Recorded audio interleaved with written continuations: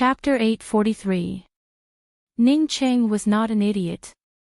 Since he could not find Han Yunxi, once he calmed down, he would definitely think of Long Feiyi. After all, the guards had seen Long Feiyi chase into the abyss. The shadow guard's report made Han Yunxi's originally warm eyes turn cold and filled with displeasure. Putting aside the grudges between Eastern and Western Qin, Ning Cheng had ripped off Han Yunxi's clothes and peeked at Han Yunxi's birthmark. He still had not settled this matter with him.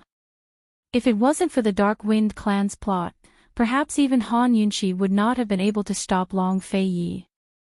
Long Feiyi would have already challenged Ning Cheng to a duel. At this time of annoyance, Ning Cheng's arrival was definitely hitting the tip of the spear.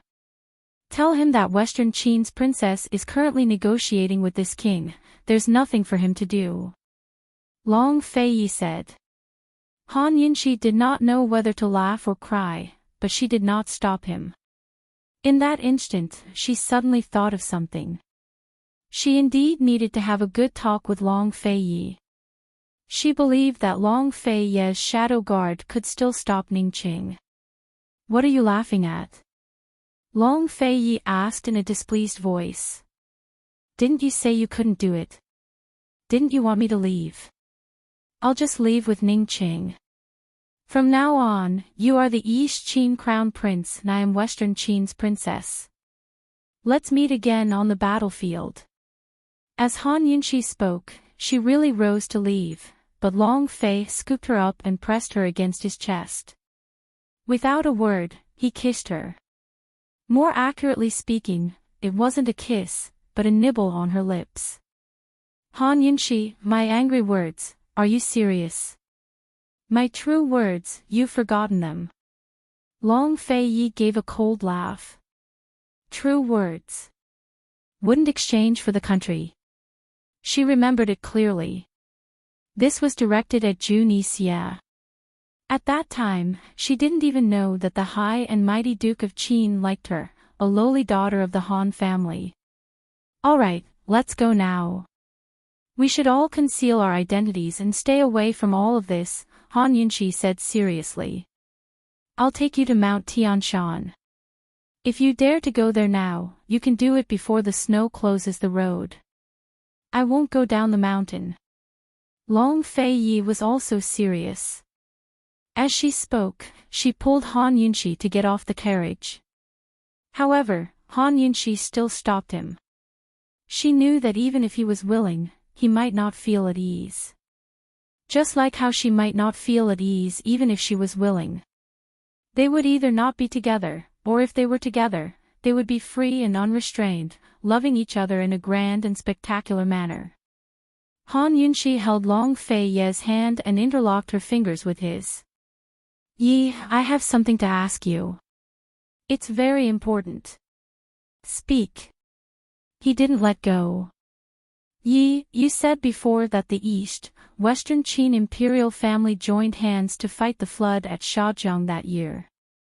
Was that the cause of the civil war? Han Yunxi asked seriously. She really had no other way. There was no way to resolve the hatred. She could only search for all possibilities from the source of the hatred. She remembered Ningen and Long Feiyi's statements.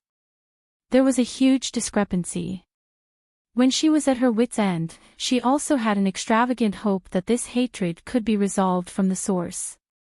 Perhaps it wasn't because of their respective positions that they clung to. Perhaps there really was a misunderstanding in this hatred. For so many years, no one had been able to gain the trust of both the East and Western Qin imperial families. Han Yunxi was the first to make both sides speak the truth. Yes, Long Feiyi answered. Did you lie to me? Yi, I want to know the truth. Han Yunxi looked seriously into Long Feiyi's eyes. I didn't lie to you about this. Long Feiyi said seriously. In the past, East, West Qin and Western Qin imperial family had joined hands to fight against each other. They spread rumors that the East Qin Crown Prince was the reincarnation of a star of calamity who would bring endless disasters to Cloud Realm continent. Back then, the East Qin Emperor was sickly and weak. The Crown Prince was about to ascend the throne, but Western Qin's rumors were used by the East Qin imperial princes. After the emperor passed away, a power struggle broke out and the court became unstable. Western Qin seized the chance to start a war. Is that true? Han Yunshi asked again. Long Fei Yi immediately knitted his brows. Han Yunshi quickly explained, I wanted to confirm it. Because I heard that it wasn't the truth. Ning Qing told you the truth? Long Fei Yi asked. It wasn't Ning Qing, but Ning and Han Yunshi knew that Long Fei Yi was full of enmity towards the D clan, so she quickly explained, Yi, do you think they'd lie to me? Han Yunshi had already told Long Fei Yi about her situation with the D clan. At the very least, Ning Qing and Ningen trusted her immensely. What did Ningen say? Long Fei Yi finally relented. Perhaps Han Yunshi was the only one who could get him to back down. No one else would ever be able to do it. Do you know about the iron mine in the middle reaches of Sandy River? Han Yunshi asked. I do. The mine belonged to East Qin and was owned by the Crown Prince of the time. Long Fei Yi thought back a bit, then added, if they wanted to protect the mine, they'd have to destroy the dam and sacrifice the people downstream. Back then, the Black Clan's army was in charge of the dam.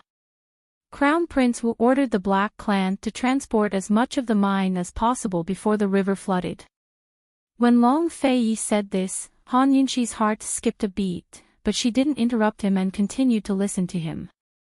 Long Fei Yi continued, when the Black Clan's army was transporting the iron mine, the Wind Clan's army that was loyal to Western Qin suddenly attacked the Black Clan's army and stole the iron mine. The Black Clan's army resisted. At that time, the East Qin imperial family was fighting fiercely for the throne, so the Western Qin imperial family took this opportunity to start a war. Wind Clan.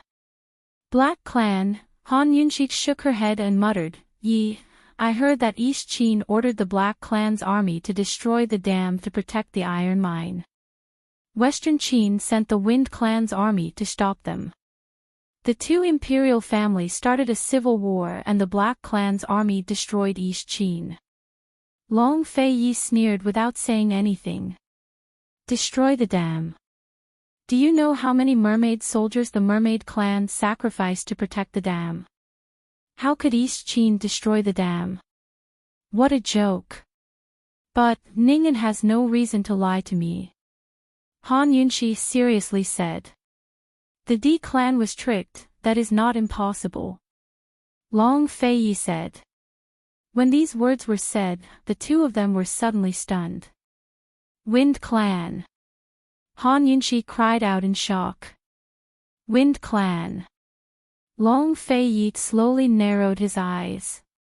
In the past, the Western Qin imperial family had given the matter of fighting the flood to the Wind Clan. Whether the Black Clan's army protected the dam or destroyed the dam, that was up to the Wind Clan. The Wind Clan's betrayal of the Western Qin imperial family and by Yanqing's ambition. The Wind Clan deceiving the two imperial families was possible. There was no need to explain, the two of them could see the suspicion in each other's eyes. Long Fei Yi thought for a bit before saying cold, it seems like there is a need to have a good talk with Bai Yanqing. If he had to choose between Han Yunshi has no status and forever hostile, he could only choose the former. He could not tolerate the latter. However, if there was a third choice, even if there was only a slight possibility, he was willing to temporarily put down his hatred for the woman in front of him and explore this possibility. Bai Yanqing was the key. Although she knew she was suspicious, Han Yunshi could not help feeling happy. She could finally see hope. She even had a little selfish thought in her heart. She thought that even if the truth was not what she and Long Fei Yi guessed, she still wanted to make this guess true. Those grudges had been around for several generations. If they kept entangling and taking revenge, when would it end? Why not give the Eastern and Western Qin imperial family a chance to let go and also give her and Long Fei Yi a chance to be together? Yi, let's figure out everything and then make a choice, alright? Han Yunshi asked seriously. Alright. Long Fei Yi did not hesitate and agreed decisively. He and Han Yunshi were the same. Her sense of responsibility, her conscience, and her dilemma were all things that he'd experienced. It was because he understood and endured it that he lied to her in the beginning. Bai Yanqing, since you exposed this prince's lie, you must take responsibility for this lie. Long Fei Yi secretly swore that he must make Bai Yanqing pay the price. Seeing a glimmer of hope, the heavy atmosphere between the two eased up quite a bit. Han Yunshi personally poured a cup of tea for Long Fei Yi and smiled at him. He looked at Han Yunshi's sweet smile. He suddenly had a selfish thought and thought of a way out. It was also the biggest concession he made for Han Yunshi. He thought that no matter what he learned from Bai Yanqing, no matter what the truth was, even if there was no misunderstanding between the East and Western Qin and only hatred, he was willing to treat this hatred as a misunderstanding and dissolve it. So, no matter what, he had to catch Bai Yanqing before Ningqing. Long Fei Yi thought of a person, Gu Beiyue. Seeing Long Fei Yi's tense face, Han Yunshi couldn't help scratching him, smile. We have a way. Long Fei Yi couldn't help smiling as he rubbed Han Yunshi's bangs. I know. Very soon, Han Yunshi and Long Fei Yi discussed all the details of the ceasefire, including the reason for the ceasefire, the time, the restrictions on both sides, and even how to deal with Bai Yanqing together. Just as they finished talking, the shadow guard came to report, Your Highness, Ningqing has brought a few bodyguards and is coming. Let Su Donglin go, Long Fei Yi said. Han Yunshi hesitated for a moment, but still stopped him. Yi, see you next time. She had been here for too long. If she stayed any longer, how could she convince Ningqing that she was saved by Long Fei Yi and that she could negotiate cooperation with Long Fei Yi? Before they caught the Feng clan and restrained Jun Yixie's cavalry, they could only and must remain in their original state. Of course, Han Yunshi wouldn't tell Ningqing that she had settled all the details of the cooperation in one go. If everything was settled, what reason would she have to see Long Fei Yi? Long Fei Yi knew the stakes of the matter better than Han Yunshi. But in the end, he couldn't bear to let go. In the end, Han Yunshi broke free from his hand and jumped out of the carriage. As soon as she got out, Long Fei Yi pulled her again. Come up, I'll take you there. No. Han Yunshi immediately refused. She was afraid that she would hesitate and be reluctant and give herself away too much. Yi, see you next time. She walked forward decisively, but after a few steps, her pace gradually slowed down. Finally, she stopped and looked back. Long Fei Yi was standing beside the carriage, looking at her. They stared at each other. How could he be reluctant to part with her? After a long silence, Long Fei Yi finally opened his mouth and said, Han Yunshi, why aren't you leaving? Han Yunshi could still hold it in, but when she heard this familiar sentence, her strength suddenly collapsed. In the past, every time he left first, he would look back at her and ask her, Han Yunshi, why aren't you leaving? No matter how far it was, he would wait for her. She would run over and return to his side. But now, it was such a scene. Looking at Long Fei Yi's cold and solemn expression, Han Yunshi's eyes reddened. She suddenly ran towards him and stopped in front of him. Long Fei Yi was helpless and hugged her. Let me send you there. Chapter 844. Han Yunshi finally returned to the carriage. It was at this time that she realized she wasn't strong at all, she wasn't decisive at all. She returned to her familiar position and leaned on Long Fei Yi's shoulder. She suddenly wanted to be willful and go back with Long Fei Yi like this. What East Qin, Western Qin, what national enmity, what family hatred, what responsibility, what conscience, all of that should scram. The carriage quickly headed north. Long Fei-yi sat there without saying a word. Han Yunxi hoped he would say something. She secretly glanced at him and saw that he was expressionless. She gritted her teeth and swallowed the words she wanted to say back into her stomach. She leaned on his shoulder and held his arm, interlocking her fingers with his. After being silent for a while, Han Yunxi finally couldn't take it anymore. She deliberately held his arm very tightly, wanting Long Fei-yi to speak. However, he didn't seem to feel any pain and remained indifferent. She clearly knew she couldn't stay, but she couldn't help wanting to stay.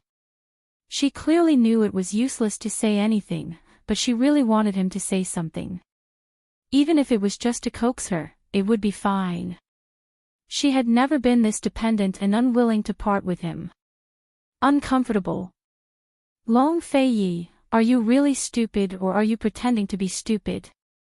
It was only a short journey from this mountain to the border between the two armies. Long Fei-yi, could it be he was planning to remain silent until they separated? Although she wouldn't tell Ning Qing that they had already discussed the cooperation and that they still had many opportunities to continue negotiating, how could it be that easy to get rid of the people on both sides? Han Yunxi was depressed. She looked up at Long Fei-yi, but Long Fei-yi was still expressionless. He looked forward and didn't even look at her. She used her strength and tightly held his fingers. She was so tight that she hurt, but Long Fei-yi didn't feel any pain or itch. Han Yunxi was about to cry. This fellow was even more ruthless than her. If she couldn't do it, she shouldn't have any thoughts. When she couldn't be willful, she shouldn't let her emotions run wild. How could everything go according to one's wishes all the time? Han Yunxi comforted herself and gradually let go of Long Fei-yi's hand. Long Fei-yi did not hold her hand again, nor did he look at her. After a short while, the carriage stopped. Before they got out of the car, they heard Ning Cheng's voice. Long Fei-yi, is the Princess of Western Qin in your hands? Long Fei-yi, hand him over. Otherwise, I won't hold back. With Ning Cheng's voice, he was probably going crazy. Han Yunxi felt helpless. Just as she was about to get out of the car, Long Fei-yi suddenly stopped her. If you don't want to leave, then stay here. Han Yunxi looked at him in shock. Long Fei-yi didn't explain anything. They didn't care whether things would succeed or not, whether it was realistic or not. All they needed was a man's attitude. Thus, women would often judge a man based on his attitude, rather than his true strength or ability to act. Even someone as intelligent and calm as Han Yunxi was more or less like this. How could they really start a war? If they really started a war, wouldn't all their efforts be in vain? Long Fei-yi's attitude was enough.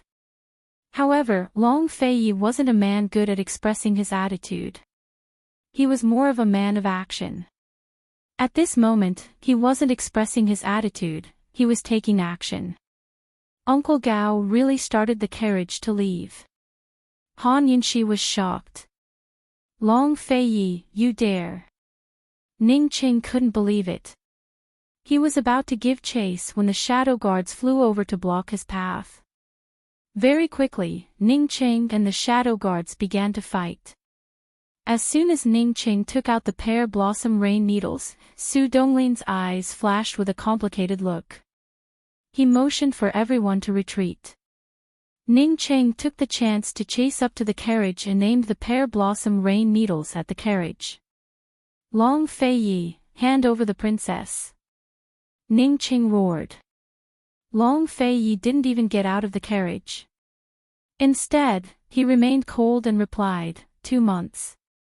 In 2 months, this crown prince will flatten Tianning and destroy your Ning clan army. Ning Qing cut him off coldly. What awaits you will be Jun Yi Xie's 100,000 cavalry. If Long Fei Yi really destroyed the Ning clan army, wouldn't the Northern Dynasty's emperors be on guard against him? In 2 months, Jun Yixie's 100,000 cavalry would all arrive. Long Fei Yi laughed coldly. Ning Qing, you're a smart man. Do you think the Northern Dynasty's emperors will choose to trust Jun Yixie's sincerity, or this prince's truce agreement? These words stunned Ning Qing as if he'd been hit in the head. That's right. Long Fei Yi still had a choice. He could lead his troops north to conquer Tianning while signing a truce agreement with the Northern Dynasty's emperors.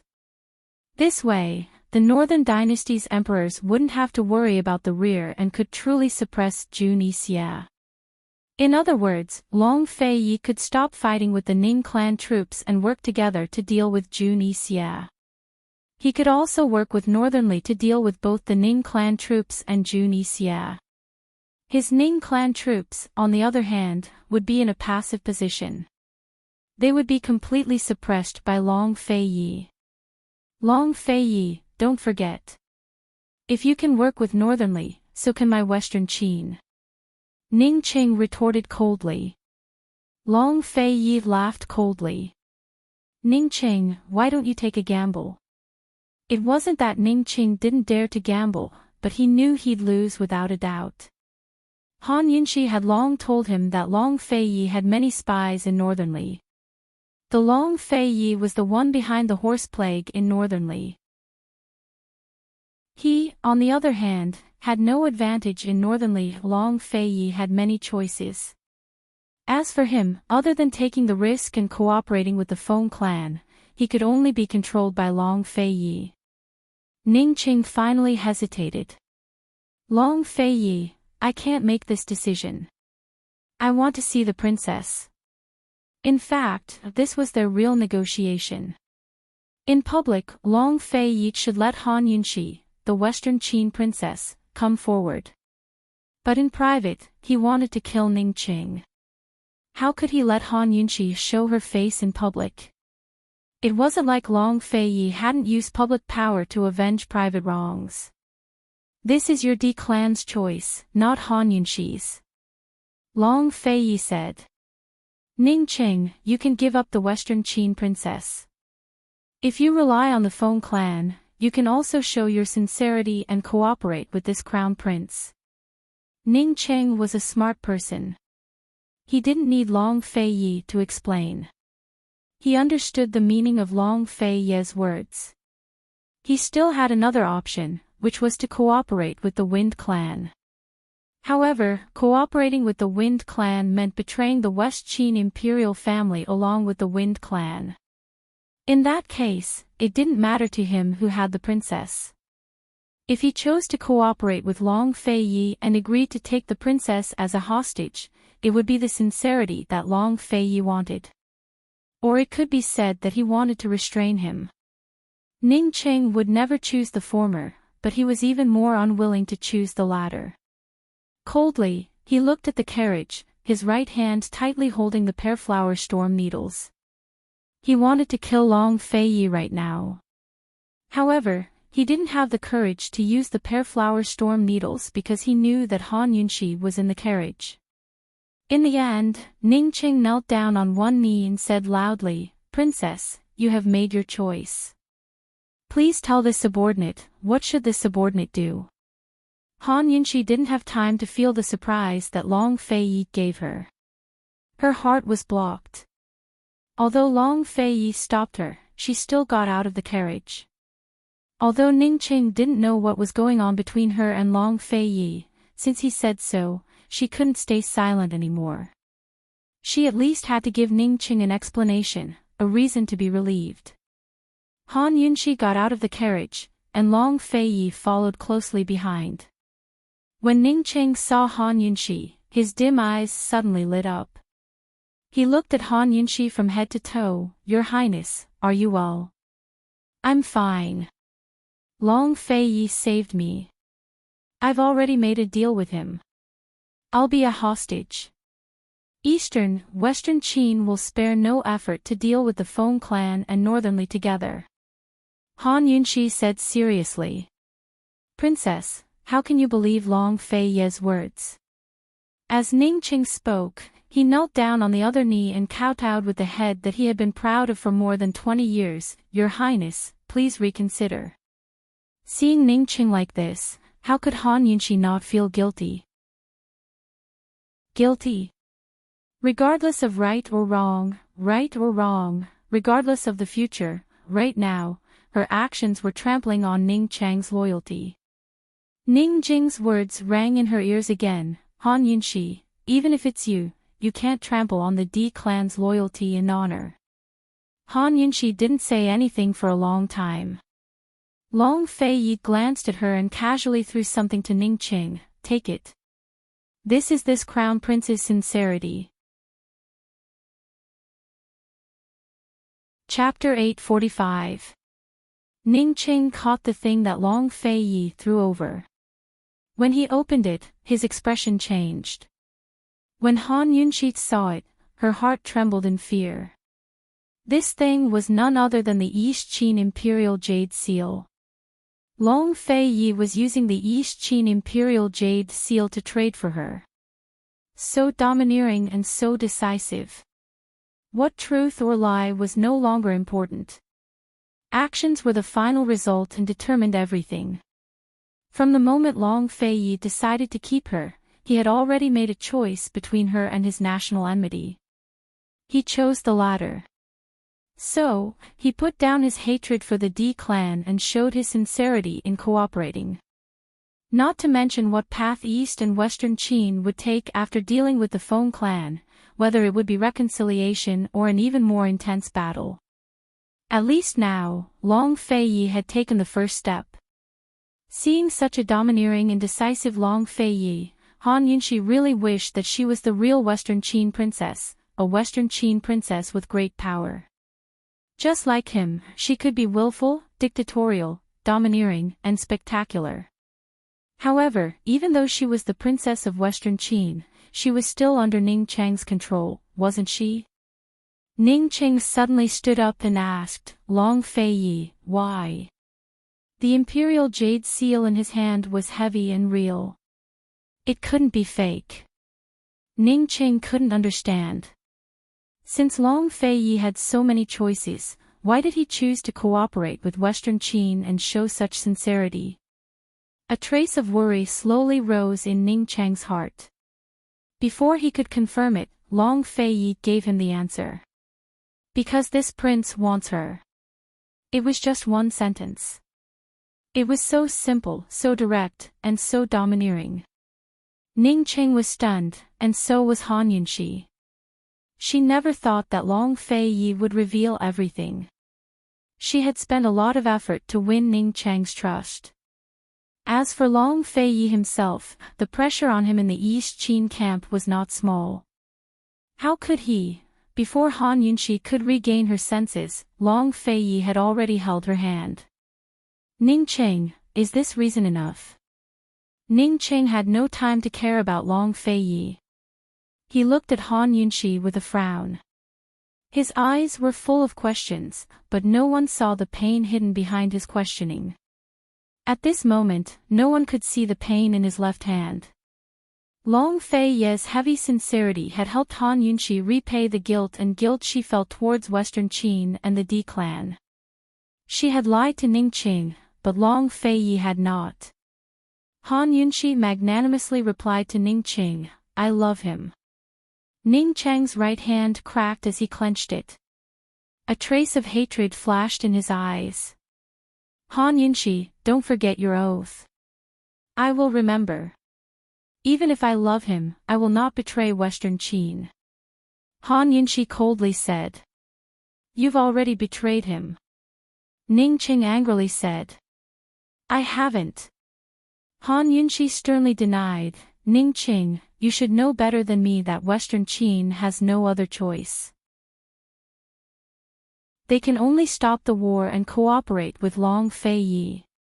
Ning Qing began to laugh. Han Yunxi, have you ever thought that if the Feng clan is destroyed, Northernly will fall into Long Fei Yi's hands? You can't be naive enough to think that Western Qin can survive, right? Long Fei-yi, who had been silent the entire time, finally opened his mouth. He grabbed Ning Cheng's collar as he approached Han Yunxi. He coldly looked at him. Ning Cheng, at that time, we can only rely on our own abilities. For the Feng clan, this prince is not yielding to you, but to Han Yunxi. Ning Cheng swatted away Long Fei-yi's hand. He coldly looked at Han Yunxi and sternly said, "My Western Qin does not need this kind of yielding." Han Yunxi helplessly shook her head. "Ning Cheng, then tell me, what should I do?" She had to lead the Ning family's soldiers and fight to the death. She clearly knew that she would be destroyed, but she would be like moths to a flame. She had already sacrificed so many people, was it still not enough? Was she going to take revenge generation after generation? What was it for? So what if she took revenge and restored her country? Would she be able to live in peace forever? East and West Qin were originally one and the same. They were originally one race, a glorious and powerful empire. Back then, whether it was a misunderstanding or hatred, could they really not be resolved? Could they not live and prosper together like they did in the past? Ning Cheng, do you really want me to lead all of Western Qin's loyalists into the fire pit, knowing that they will die one after another? Is this not considered letting them down? Han Yunxi questioned. At least we won't let down Western Qin. Ning Cheng coldly said. Aren't they Western Qin? Han Yunxi asked in disbelief. Ning Cheng, tell me, what is Western Qin? What is it? Is it you? Is it me? Is it the D clan? Is it the Shadow clan? Is it everyone? Or is it just a dream, an unreachable dream that must be sacrificed generation after generation? Ning Cheng, I'll go back with you now. But you have to tell me, where should Western Qin go from here? Western Qin. Will there be a tomorrow? Han Yunxi's voice was choked with sobs. Ning Cheng was silent. Actually, he didn't know what to do. There was only one thought in his mind, which was that he didn't want this woman to leave and return to Long Fei-yi's side. Ning Cheng, the civil strife in eastern and western Qin was caused by an iron mine. Ningen said that East Qin abandoned the people downstream to protect the iron mine. Do you know how many mermaid soldiers the Bai clan sacrificed to resist the flood? How could East Qin ignore the Bai clan's sacrifice for an iron mine? If it's like this, why is the Bai clan still loyal to East Qin? Han Yunxi said seriously, Ning Cheng, East Qin sent the Black clan to steal the mine door, but the Wind clan stationed in Western Qin mistakenly thought that East Qin destroyed the dam to protect the mine. Was this a misunderstanding between Eastern and Western Qin, or a misunderstanding between the Black clan and the Wind clan? Or was it a conspiracy between the two of them? You believe Long Fei-yi's sophistry? Ning Cheng smiled coldly. Long Fei-yi's eyes grew cold. If not for Han Yunxi, he wouldn't be wasting words with Ning Cheng right now. He also wouldn't have spent so much effort to hide the truth of Northern Li's situation and convince Bailey Yuanlong to call for a ceasefire. He would have personally led his troops to sweep through Tianning long ago. Ning Cheng, do you want this prince to have Bailey Yuanlong fish out the bones of the mermaid soldiers from the bottom of the sandy river so you can take a good look? Long Fei-yi said angrily. Ning Cheng was stunned. If Long Fei-yi wasn't lying, then East Qin really didn't need to protect the iron mine and lose the Bai clan's morale. In that case, the cause of the civil war all those years ago was very likely a misunderstanding. Or perhaps, as Han Yunxi had said, a conspiracy. The Wind clan. Ning Cheng's heart trembled with fear. He remembered how the Wind and Black clans had been the vanguard during the war between the two countries. The Wind clan had been routed one by one and was the main reason why the Western Qin Empire had been destroyed so quickly. After the Black clan had destroyed the Western Qin Empire, they had switched sides to East Qin not long after. The Black Clan, Ningqing suddenly looked towards Long Fei Yi. Long Fei Yi's lips were curled into a cold smile. Whatever Ningqing had thought of, he had thought of as well. After a while, Ningqing was still angry. This is only your conjecture. Ningqing, this is only a conjecture, but it is also an opportunity. An opportunity to save everyone. Han Yunxi loudly said. Ningqing looked into Han Yunxi's eyes. He no longer called her princess and directly called her by her name. Han Yunxi, if the truth is hatred, what will you choose? Han Yunxi replied without hesitation. I will answer you when I know the truth. What if I want to know the answer now? Ningqing asked back. Han Yunxi laughed. Ningqing, I. Western Qin's princess, do I have the right to refuse you?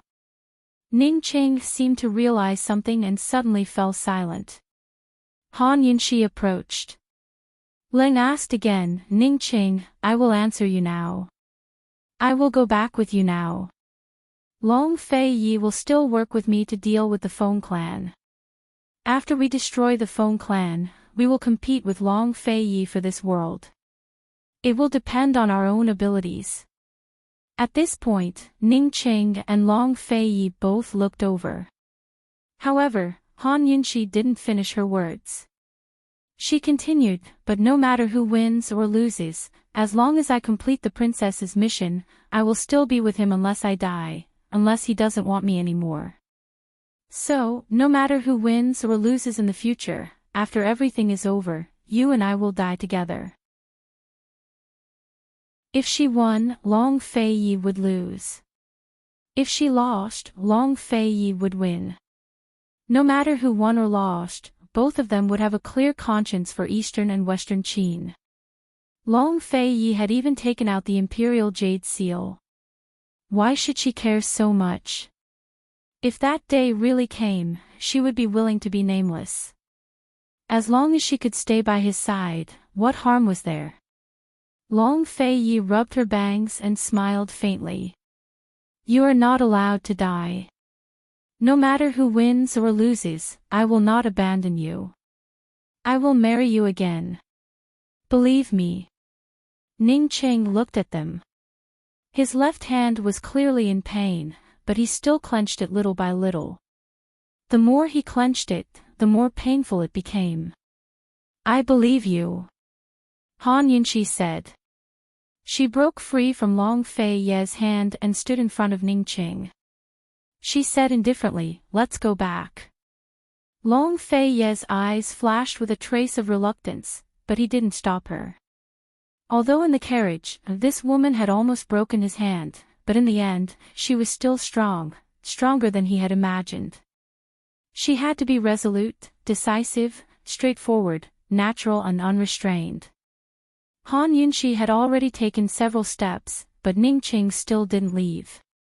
Finally, he said to Long Fei Yi, no matter what, I will not cooperate with you. You and I will stop fighting. Against the Feng clan, we will rely on our own abilities. I, the Princess of Western Qin, do not need you to give in. He caught up to Han Yunxi and stuffed the Imperial Jade Seal into her hands. Cold, he said, Han Yunxi, take it. After I destroy the Feng clan, I will return it to Long Fei Yi. Remember to come back. I will wait for you to come back and fight side by side. Ningqing's stubbornness was infuriating. Ningqing's persistence was heartbreaking. But at least he had given in and followed Han Yunxi's wishes. But at least this time, not only for Western Qin, but also for the pain and love in his hands. He was persistent to the end.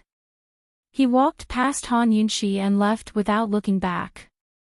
Watching Ningqing's back disappear into the distance, Han Yunxi was filled with emotion. Even if Long Fei Yi stopped the war and Ningqing had nothing to worry about, he couldn't destroy the Feng clan before Long Fei Yi. Long Fei Yi walked over and cold said, he will lose for sure. You are not allowed to help him. Han Yunxi did not say anything. She would not help Ning Qing or Long Fei Yi when it came to dealing with the Feng clan. She would let the two of them compete. Love, hatred, defeat, victory, and defeat, it would all depend on their own abilities. It felt good to confess everything, to say the truest thoughts in the bottom of her heart. There was no deception, no guilt, and her entire heart was relaxed. This feeling was too good. She said, Long Fei Yi, if we really can't avoid fighting, then let's have a good fight and then be together forever, okay? Long Fei Yi grabbed her. Let's talk about it after we catch Bai Yanqing. Why are you thinking so much? Let's go back. The word go back woke Han Yunxi from her complicated thoughts. Yes, why was she thinking so much? She should enjoy the present. Back in the carriage, Han Yunxi waited for a long time. She thought that Long Fei Yi would ask about the oath, but who knew that Long Fei Yi did not ask. Chapter 846. If she hadn't made that oath, Ning Qing might not have believed Han Yunxi so quickly. Han Yunxi wouldn't have reached where she was today either. Although Han Yunxi consoled herself that the oath had been made in the name of a Western Qin princess and not her, she still brooded over it. Long Fei Yi must have heard Ning Chang's fierce questioning. He had no reason not to ask. Long Fei Yi found a comfortable spot to sit cross-legged and rest his hands on Han Yunxi's body. Rub them. You were about to crush them just then. You clearly didn't want to leave, but you still showed off. Han Yunxi was too ashamed to show her face. All she could do was obediently massage his hands. As she did so, she waited and waited, but Long Fei Yi still didn't ask. In the end, she couldn't help but speak up. Long Fei Yi knitted his brows. What did you call me? Han Yunxi was at a loss for words. She wasn't stupid enough to not know what he meant. Fei. Han Yunxi muttered. Long Fei Yi didn't speak, but stared at her. His deep, dark eyes were filled with amusement, as if he wouldn't let her go until she said something satisfactory. Fei. Han Yunxi muttered again. Long Fei Yi wasn't satisfied and continued to stare at her. Long Fei Yi. She simply shouted. If he hadn't reminded her, she would sometimes call him Yi or Yi. Now that he'd reminded her, she really couldn't do it. Especially under his malicious gaze, she found it even harder to open her mouth. Those two forms of address would remind her of some blushing images. Han Yunxi's shout had already startled Uncle Gao, who was driving outside, but Long Fei Yi was still indifferent. Han Yunxi pushed him away and quickly changed the topic. Long Fei Yi, guess what I swore? Strangely, Long Fei Yi no longer bothered about how to address her. He said with certainty, she must be very vicious. Han Yunxi felt that the matter of addressing Long Fei Yi would not be settled so easily, but she did not have time to think about it. Very vicious. She admitted honestly. Moreover, it was done with your. Before he could finish his sentence, Long Fei Yi continued, do you want me to be struck by lightning, torn apart by 5 horses, and bleed from my 7 orifices, or do you want me to just die? Han Yunxi immediately muffled his mouth, but Long Fei removed her hand and clicked his tongue with a sigh. Then he'll die a horrible death. Han Yunxi, this prince only found out today how vicious you are. Han Yunxi lowered her head. Long Fei Ye's lips curled into an evil smile, but Han Yunxi did not see it. She sat there like a pitiful bug that had made a mistake and was waiting to be punished. Her head was almost buried in her knees. But in reality, she was hesitating. As for her identity, should she say it or not? How should she say it so that Long Fei Yi would believe and understand? Long Fei Yi stared at her for a while. In the end, he lifted her chin and forced her to look up at him. Han Yunshi, if you can please this prince can consider forgiving you," he said in a serious voice. Han Yunshi immediately glared at him and slapped his hand away. "Long Fei Yi, I'll tell you a secret. Listen carefully. In this world, I'll only tell you one. Could it be you want to tell another person?" Long Fei Yi asked back. "I'm serious," Han Yunshi anxiously said. "I'm also serious." Long Fei Yi really was not joking. "I'm not a Western Qin princess." Han Yunshi's words made Long Fei Yi knit his brows and look at her in doubt. Han Yunshi knew that he would have this kind of reaction. She emphasized again, "I'm serious, I'm really not a Western Qin princess." Long Fei Yi wanted to speak, but Han Yunshi tightly held his hands. "Long Fei Yi, the Han family's daughter, Lady Tianqin's daughter, you are indeed a Western Qin princess. But I'm not. I'm not the real Han family's daughter, Han Yunshi." Han Yunshi's serious expression made Long Fei Yi unable to doubt her. Didn't he also doubt the authenticity of Han Yunshi marrying into the King Qin manor? The Han Yunshi of the Han family was weak, cowardly, and also a waste in medicine.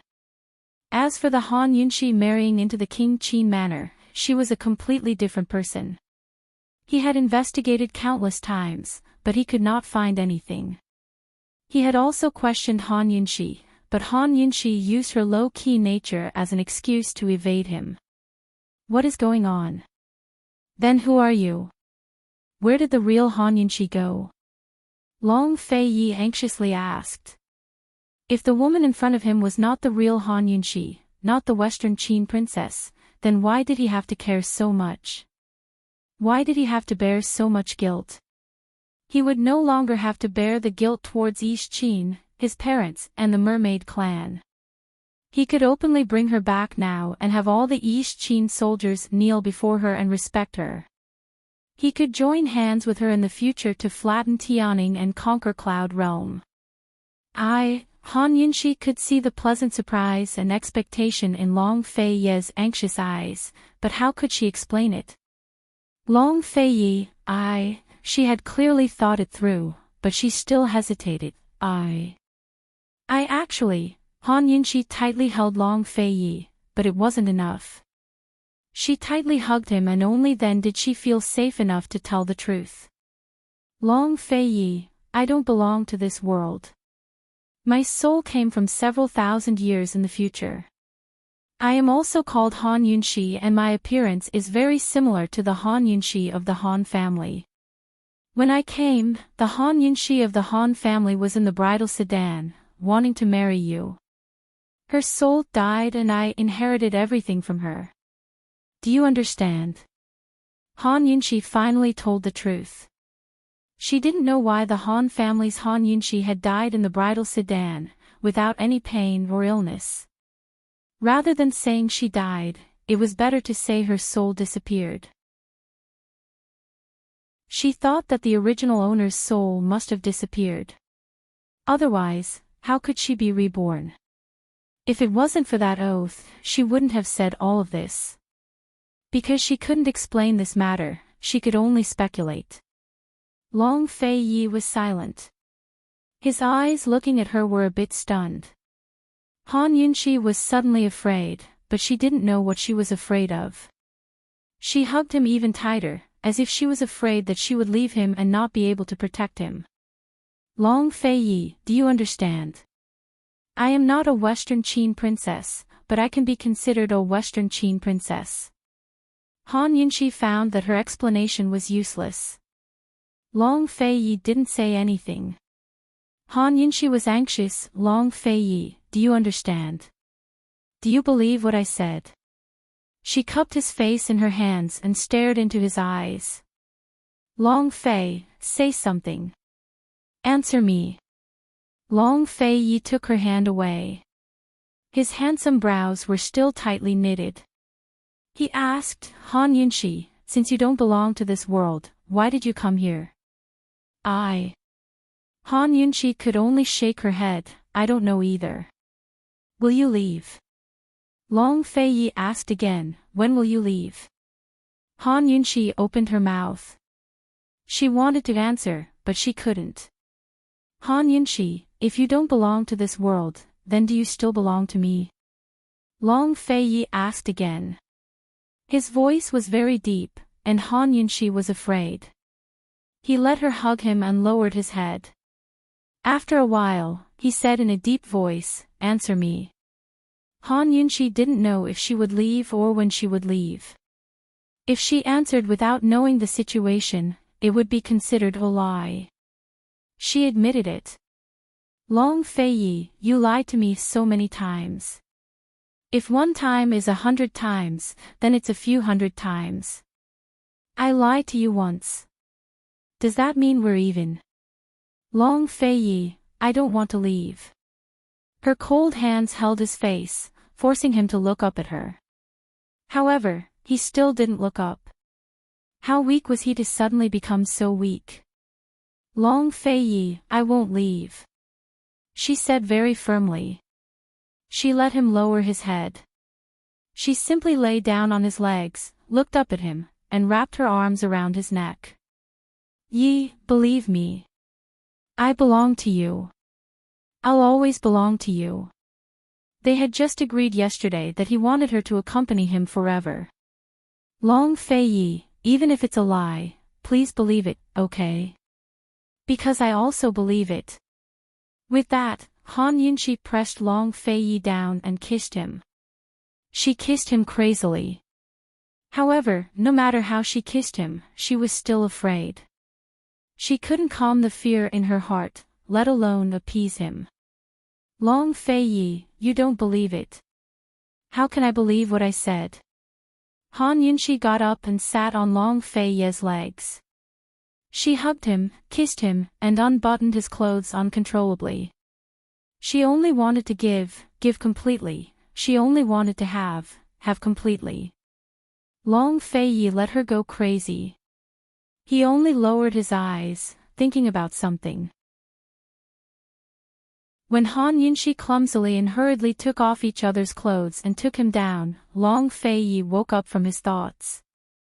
He glanced at Han Yunxi and suddenly flipped over. He was even more out of control than she was, even crazier than she was. Uncle Gao was so shocked that he could no longer pretend to be deaf and mute.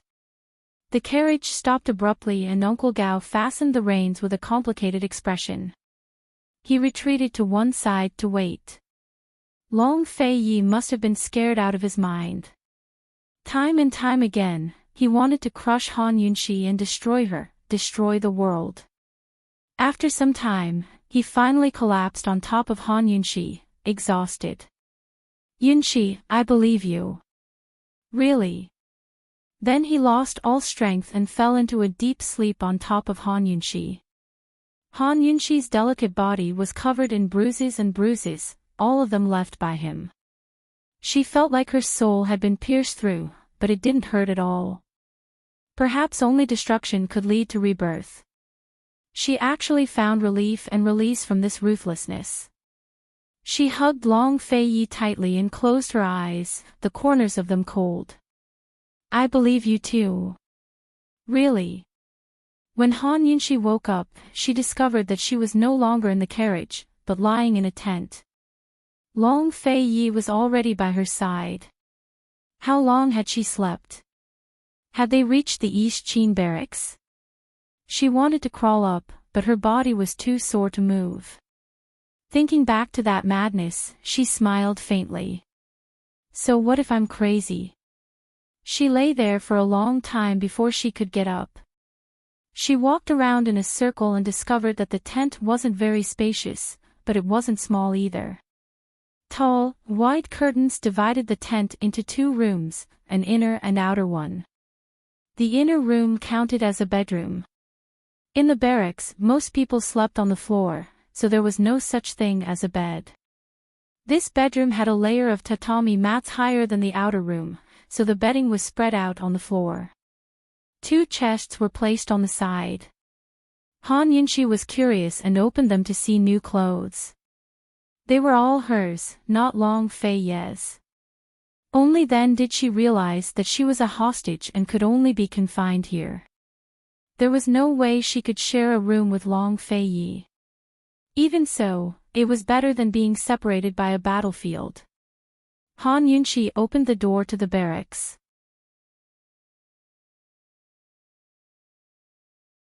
Chapter 847. Han Yunxi opened the tent door and found that the person guarding the door was none other than Su Donglin. Su Donglin and a group of shadow guards had followed them all the way and already knew everything. Master. Su Donglin whispered. Han Yunxi was very pleased to hear him call her Master. She whispered, "Where's His Highness?" His Highness is at the main camp, discussing the truce with General Bailey. Su Donglin answered truthfully. He was afraid that his mistress didn't know where the main camp was, so he deliberately pointed to the east. Master, it's over there. You see that chess piece, right? It's over there. Han Yunxi looked over and found that the main camp was very big. It was at least 1 li away from her, which was farther than she thought. How long did I sleep? Han Yunxi asked. I arrived the night before yesterday. Su Donglin didn't know what happened in the carriage. When the carriage stopped, Uncle Gao told him that His Highness ordered them to stop and rest. He said seriously, Master, you must be tired. You can sleep at ease after returning to His Highness's side. His Highness will take care of all the important matters. Han Yunxi's ears were a little hot. She was indeed tired. She only hoped that the following days wouldn't be too tiring. She whispered, General Bailey, what's his attitude? Su Donglin lowered his voice. Master, General Bailey is very happy that His Highness brought you back as a hostage. Last night, he wrote a truce agreement according to His Highness's wishes and sent an envoy to send it to Ningqing. Ningqing replied this morning and didn't have any objections. So, tomorrow morning, Eastern and Western Qin will stop all the major battles on the battlefield and keep some small battles to avoid arousing suspicion from Northern Li and the Feng clan. Han Yunxi nodded. The truce agreement was discussed by her and Long Fei. She was clear about it. They stopped the major battles and kept the small battles. They didn't intend to announce the reason for the truce to the public. In this way, it would leave the world with all kinds of suspicions. The Northernly imperial family and the Feng clan would also have many suspicions, and the more suspicious they were, the more they would not dare to act rashly. They might even mistakenly think that Long Fei's strength was limited and that he could not contend against Ningqing. Master, Ningqing requested to keep the matter of His Highness taking you hostage a secret. Therefore, in our camp, only General Bailey and a few deputy generals know about this. I'll have to trouble you during this period. As Su Donglin spoke, he added in a low voice, Master, His Highness instructed me to remind you the moment you woke up. Other than me and a few trusted shadow guard, you can't trust anyone else. Han Yunxi nodded.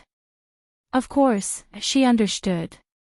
This was the army camp, the Bai clan's territory. Don't you and Uncle Gao hate me as well? Mistress, the Shadow Guard's mission is to obey orders. His Highness has you in his heart, so our duty is to protect you. Su Donglin fell silent for a long time before he spoke again. Mistress, I really hope that the enmity between Eastern and Western Qin is just a misunderstanding. You and His Highness won't be so tired, so us servants will be able to relax. They had all heard their master's argument with Ningqing and remembered it in their hearts. Han Yunxi patted him on the shoulder without a word, but she was praying silently in her heart. Han Yunxi asked a few more questions about the army before returning to her tent. There was nothing for her to pass the time, nor did she have a pile of questions to ask. All she could do was sit cross-legged on the tatami and cultivate the third rank of the poison storage space. Before this, she couldn't calm her heart and enter a state of cultivation no matter how hard she tried. But now that she had a pile of things to deal with, she quickly calmed down. For no other reason than the fact that the misunderstanding between her and Long Fei Yi had been cleared up. Besides him, who else could truly disturb her heart? Han Yunxi hadn't been quiet for long before Su Donglin's voice sounded from outside. Western Qin's princess, His Highness has come to see you. Western Qin's princess. Han Yunxi was a little puzzled by this title. She had just walked out of the inner room when Long Fei Yi came in. He was wearing a purple robe and had the domineering aura of an emperor. He was extraordinarily noble, and his face was grave and stern, like a celestial being. Han Yunxi liked his purple robe, but before she could be pleasantly surprised, Bailey Yuanlong arrived. Behind him were the 3 deputy generals of the Bailey army, Xie, Wang, and Zhao. Long Fei Ye's expression was cold as usual, but the expressions of the other 4 generals weren't just cold, they were also full of hostility. Han Yunxi finally understood why Su Donglin had called her Western Qin's princess. Long Fei Yi naturally wouldn't take the initiative to bring Bailey Yuanlong and the others to see her, so Bailey Yuanlong must have received news that she had woken up and wanted to see her. Restraining her emotions, Han Yunxi also put on the airs of an imperial princess and walked to the side to sit down, her expression cold and aloof. Long Fei Yi didn't say anything, so she naturally kept her cool. Bailey Yuanlong must have brought 3 deputy generals over for a reason. Bailey Yuanlong's feelings toward Han Yunxi were actually very complicated. He had been convinced by Han Yunxi's abilities several times. Before Han Yunxi's identity had been exposed, he was still rejoicing that His Highness had such a virtuous wife. But everything changed after Han Yunxi's identity was exposed. Although His Highness hadn't answered his questions, he was still very confused. Did Han Yunxi already know his and His Highness's identities, so she deliberately hid by His Highness's side? Aside from his doubts, all that was left was hatred. Back then, the Bai clan had sacrificed so many mermaid soldiers for disaster relief. As the ruler of Western Qin, not only did they not care about the disaster, they even seized the opportunity to start a war. This was simply unforgivable.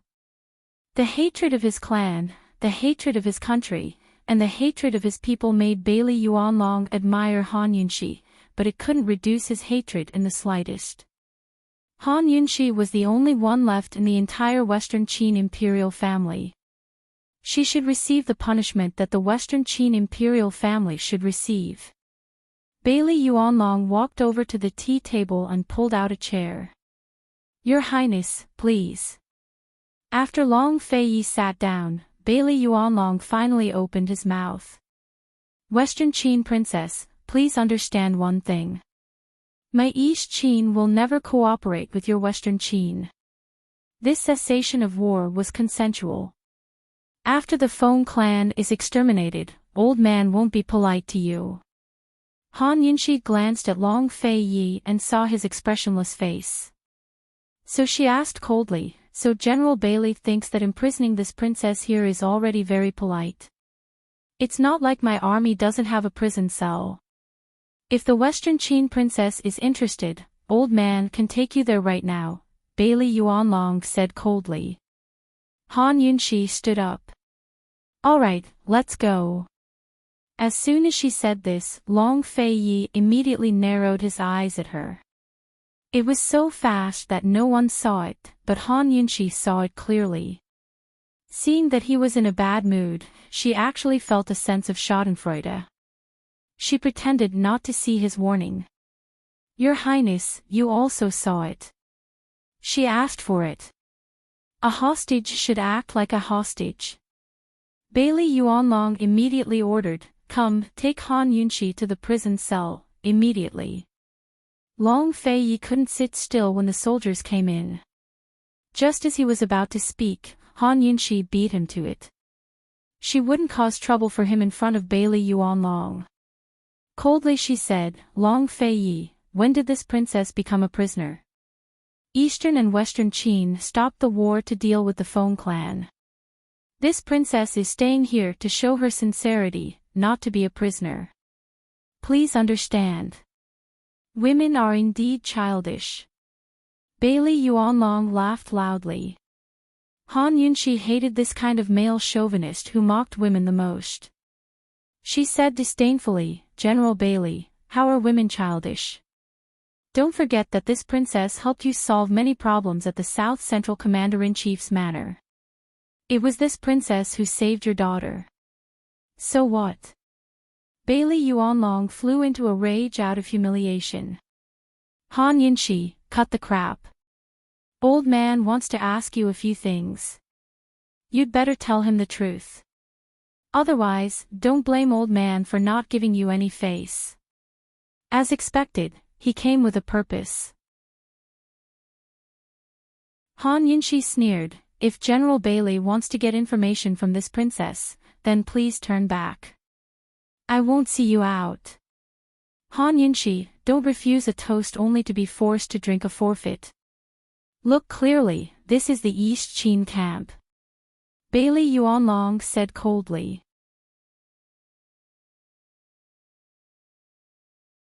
Chapter 848.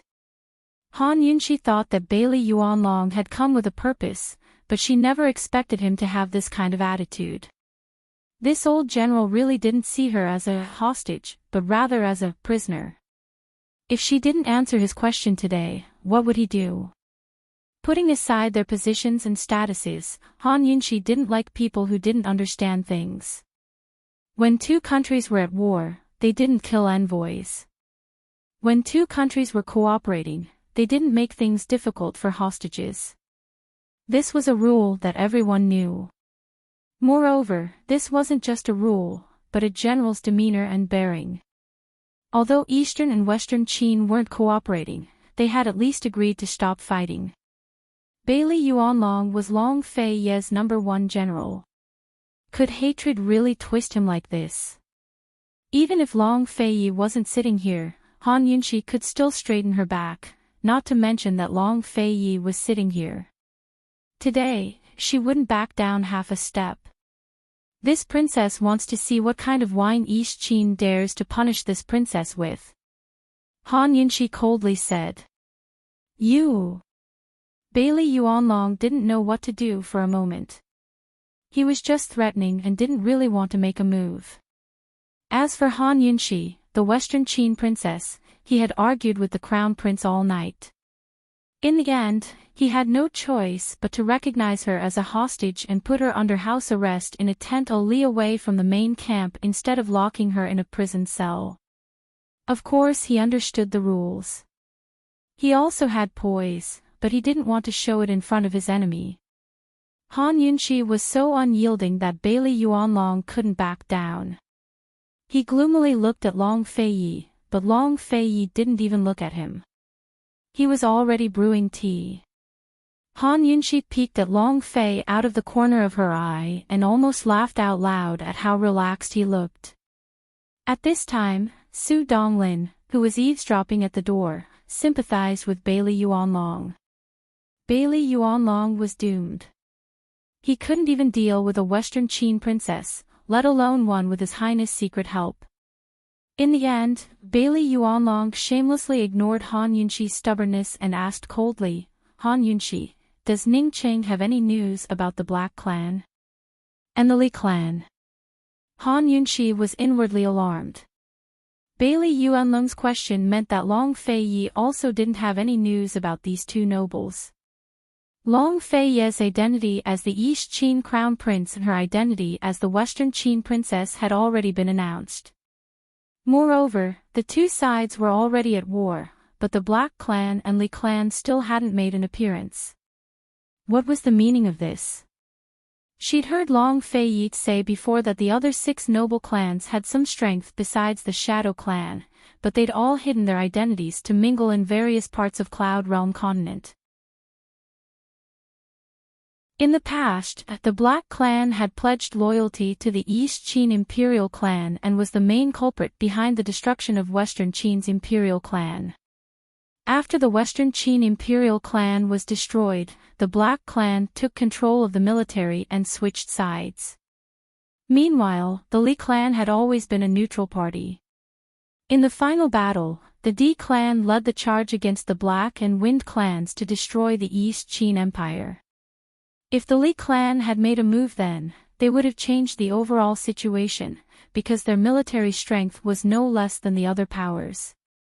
The Wind clan was an expert in the art of war, using Chimen Duanjia to set up formations. The Li clan, on the other hand, specialized in the true art of war. The Li clan was a descendant of the ancient school of military strategy. They had all sorts of books on the art of war and had many disciples. In the past, Eastern and Western Qin's armies had plenty of Li clan disciples. Aside from having military power, the Li clan had extraordinary influence in the military as well. Thus, it wasn't an exaggeration to say that the Li clan could change the overall situation. But it was precisely this kind of power that gave up on the war and disbanded their armies at the most critical moment. So where were the Li clan's descendants now? Were they living in seclusion, or were they hiding in one of the armies? Bailey Yuanlong had originally wanted to ask about the Li and Black clans. She had to admit that the whereabouts of these two clans were very important. Their appearance was very likely to affect the current situation. No wonder Bailey Yuanlong had come to question her so ungracefully. "I don't know," Han Yunxi replied bluntly. But Bailey Yuanlong was at a loss. "Are you the one who doesn't know, or is it Ning Qing who doesn't know?" "I don't know if Ning Qing knows," Han Yunxi replied. "You." Bailey Yuanlong suppressed his anger and said coldly, "How could you not know? Han Yunxi, who are you trying to fool?" This woman was the princess of Western Qin and Ning Chang's servant. She must know everything about Ning Qing. "If I don't know, then I don't know. I'm tired. General Bailey, please return." Han Yunxi was too lazy to argue after giving the order to leave. This attitude made Bailey Yuanlong suspicious. He looked at Long Feiyi again and saw that Long Feiyi was still drinking tea. A trace of ruthlessness flashed through his eyes as he angrily said, "Han Yunxi, this general will give you one last chance. Are you going to speak or not? Don't blame this general for not reminding you.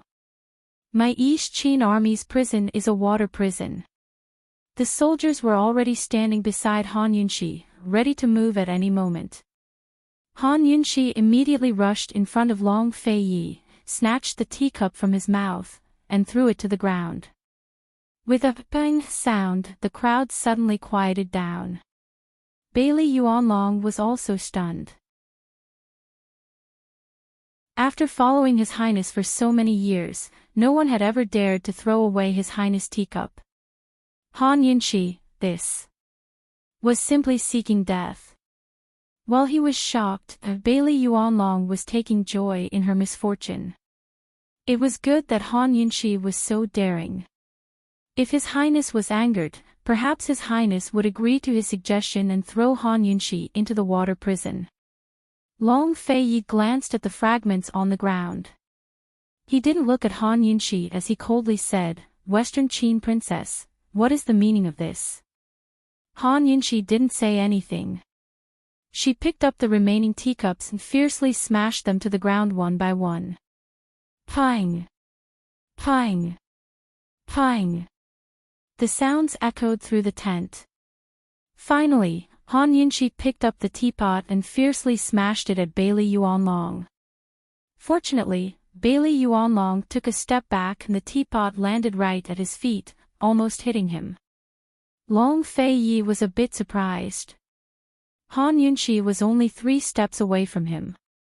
She coldly looked at him and angrily said, "What is the meaning of this?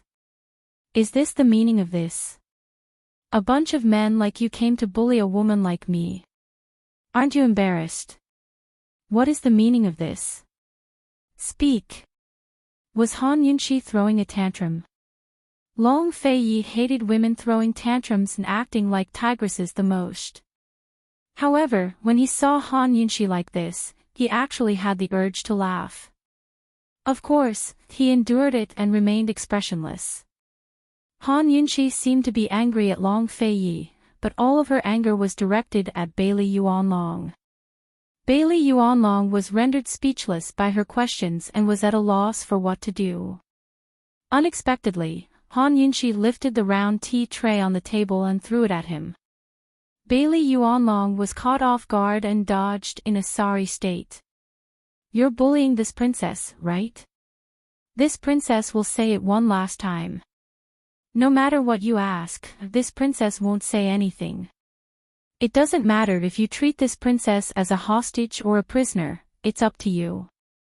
You'd better lock this princess up in the water dungeon right now. Otherwise, this princess won't let you off," Han Yunshi said angrily. Everyone was shocked when they heard this. What did she mean? Did she want to continue making a scene? Sure enough, Han Yunshi turned around and started throwing things. She threw whatever she could get her hands on. The commotion grew louder and louder until everyone outside heard it. If Han Yunshi continued making a scene, she would definitely alarm the entire military camp. Bailey Yuanlong finally realized that he couldn't control the situation. He cast a pleading look at Long Feiyi. Long Feiyi was enjoying Han Yunshi's tantrum. When he saw Bailey Yuanlong look over, he coldly glared at him but didn't say anything. Bailey Yuanlong became even more anxious. Beside him, Deputy General Xia hurriedly whispered, "General, His Highness went through so much trouble to bring Han Yunshi over as a hostage. If you mess this up, it'll ruin everything." "General, begging His Highness is useless. His Highness already said that he couldn't get anything out of her, but you didn't listen and insisted on coming.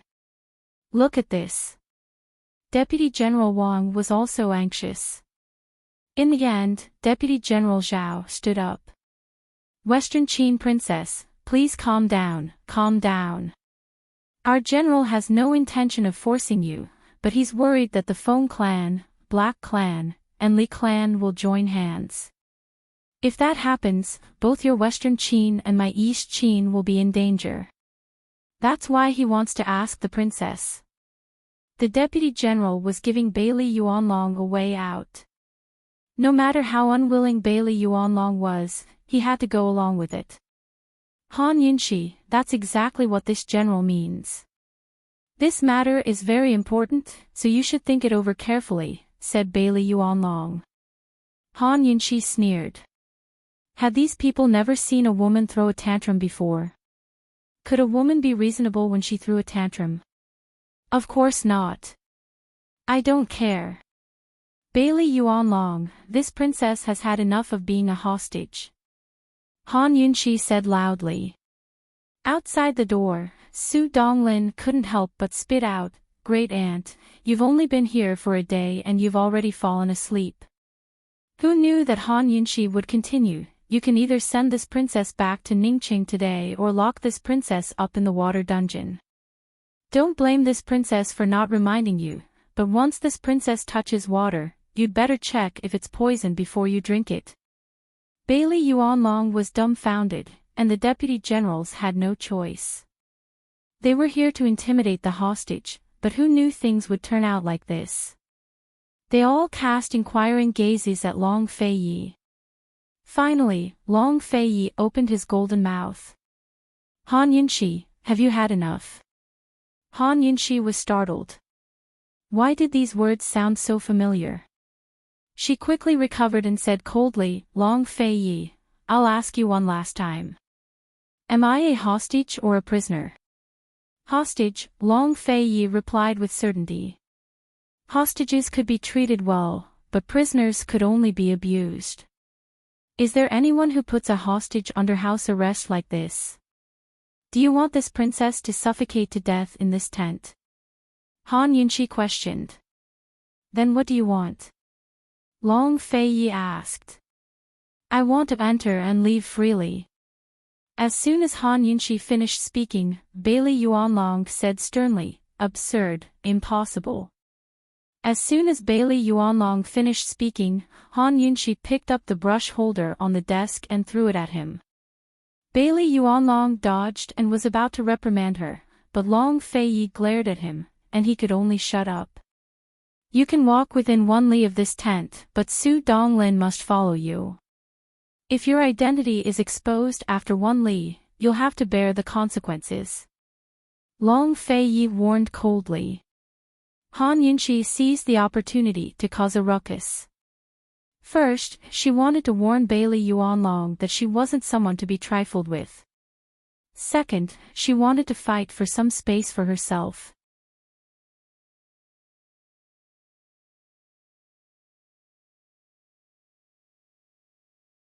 Chapter 849. After all, back then, you and I, what? At Han Yunxi's words, the tent grew even quieter. Long Fei's eyes flickered with amusement. Had this woman gotten addicted to playing with him? After all, back then, you and I, were so in love. Han Yunxi deliberately emphasized the last 4 words. Bailey Yuanlong and the others didn't look too happy. Deputy General Xia whispered, "General, this woman is really shameless. She's still talking about the past at this time." "Humph, she doesn't feel ashamed, but His Highness does." Bailey Yuanlong muttered unhappily. "General, did His Highness know her identity back then?" Deputy General Zhao asked in a low voice. Bailey Yuanlong glared at him but didn't say anything. The other 2 didn't dare to ask further. Actually, Bailey Yuanlong didn't know either. But regardless of whether he knew or not, he had suggested His Highness publicly admit that he knew about this woman's identity long ago and used her to appease the soldiers. Unfortunately, His Highness had angrily refuted him. Although His Highness didn't use women, it didn't mean he wasn't ashamed of his past emotional entanglement with this woman. Falling in love with his enemy and spoiling her to such an extent, anyone would feel ashamed when they thought about it, wouldn't they? The 4 of them thought their master would take the opportunity to humiliate this woman, but he didn't say anything. Han Yunxi deliberately leaned over and provoked, "Long Feiyi, don't you think so?" Bailey Yuanlong and the others were disdainful, waiting to watch a good show. Han Yunxi was so close that Long Feiyi could reach out and grab her. She was certain that Long Feiyi wouldn't dare do anything to her. He couldn't bear to insult her verbally, but he didn't dare to make a move in front of so many people. It was a rare opportunity to make this guy suffer. It would be a waste if she didn't play with it. Everyone watched. Long Feiyi's expression was calm, and his voice was cold and aloof. He asked in return, "Han Yunxi, how were we in love back then?" The difference between humiliation and flirting was a matter of relationship.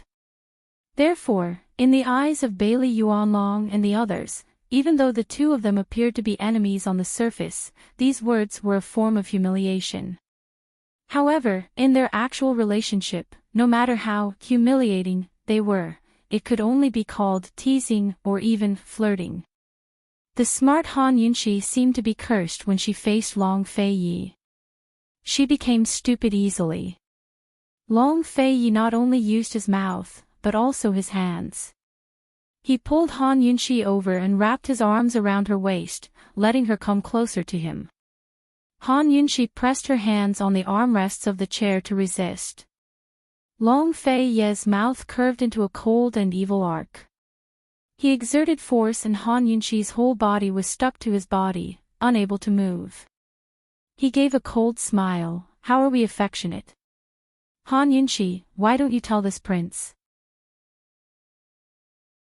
Then, in front of everyone, he leaned over and whispered in her ear, "Is it fun?"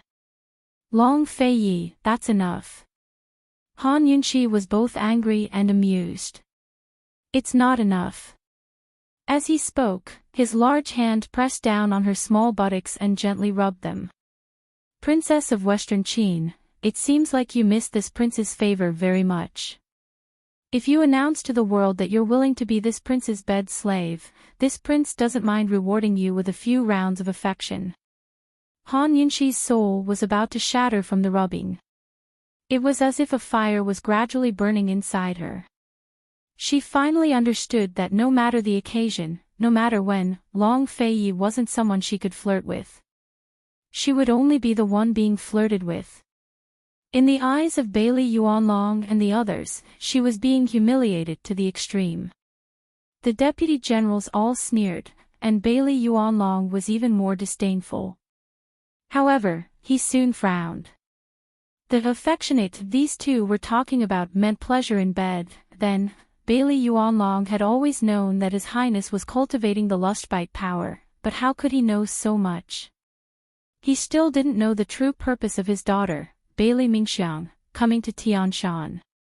As for the matter of the lustbite power and dual cultivation, only Tianshan Elder, Gu Beiyue, Bailey Mingxiang, and Bailey Mingxiang's shadow guard, Ah Dong, knew the details.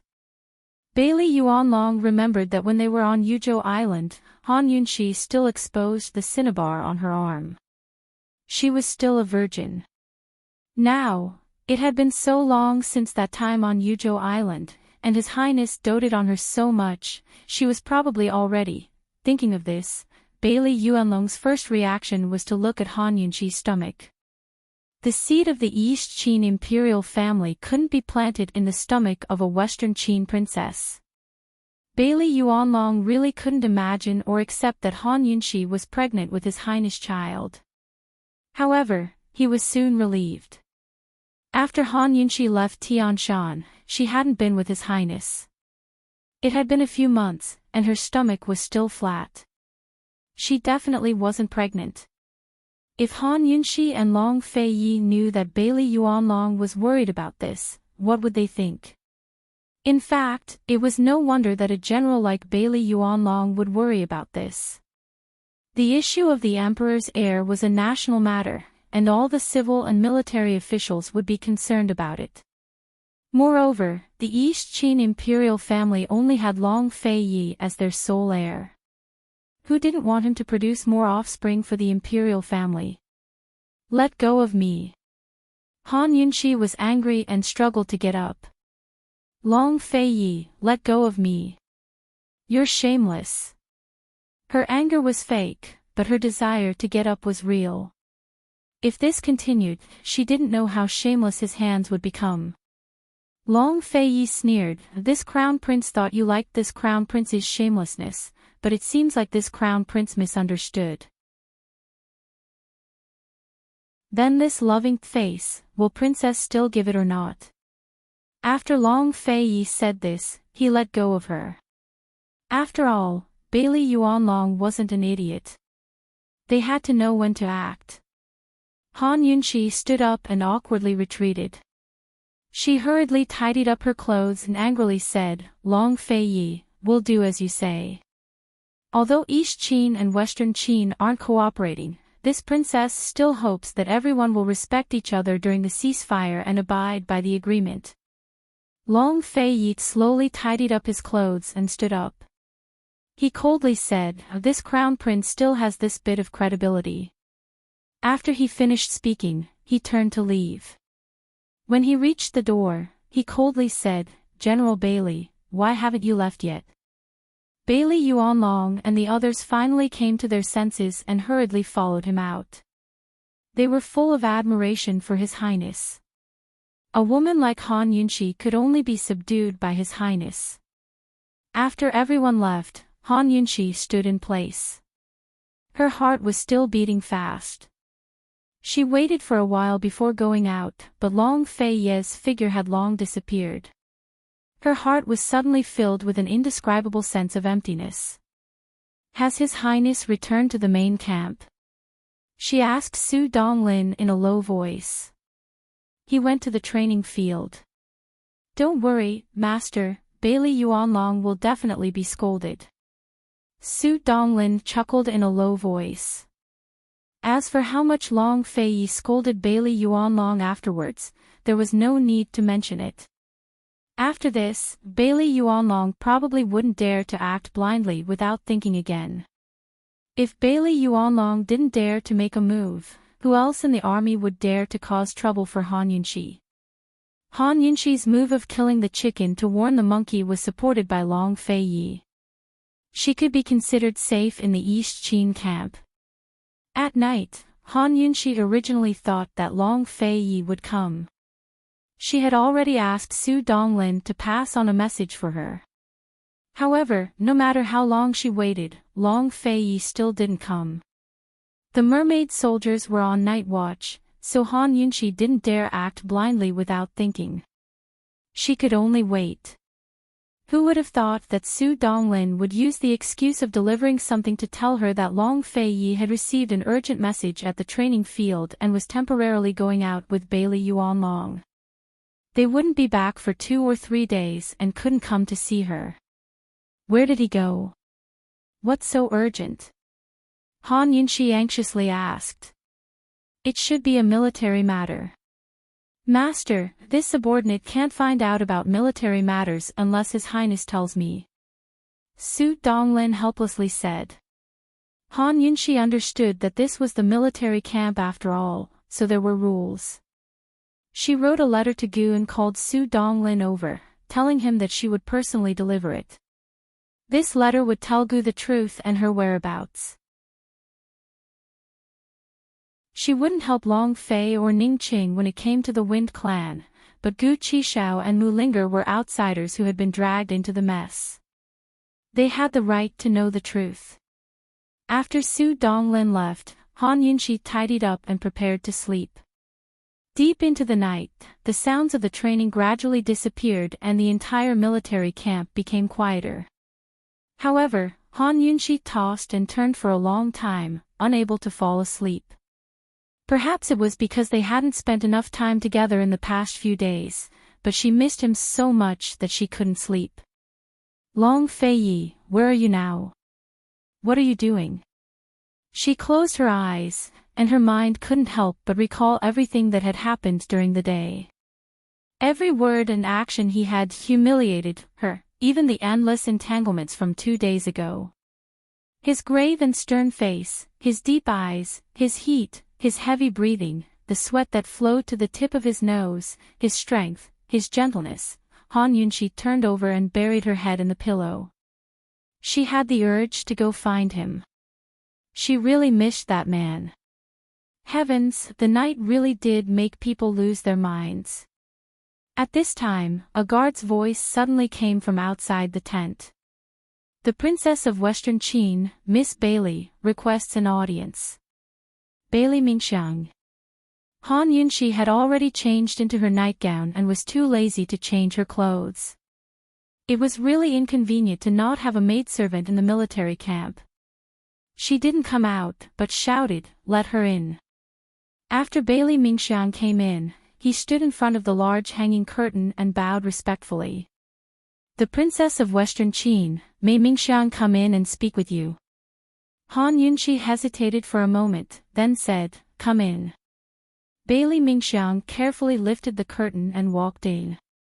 He saw Han Yunxi lazily sitting on the tatami, wearing a nightgown with the front lapels. Ordinary women would wear their nightgowns neatly and with all the buttons buttoned, even if they were in their boudoir or going to bed. However, Han Yunxi didn't button a single button. The front lapels were casually closed, and the hint of wine red inside was faintly discernible. Although Bailey Mingxiang had served as a maidservant in the leisurely Cloud Pavilion, she rarely went to the attic. It was also the first time she saw Han Yunxi like this before she went to bed. Bailey Mingxiang, who was more conservative than ordinary women, was greatly alarmed and didn't dare to look. She knelt down and lowered her head. After a while, she said, "Esteemed Wang Fei, how long had it been since someone called her that?" Han Yunxi actually felt a little nostalgic and sad. This title represented the memories of the past that couldn't be erased. However, she still interrupted Bailey Mingxiang. "What do you mean?" Su Donglin had already passed on Long Fei Ye's warning, so she had to be more cautious.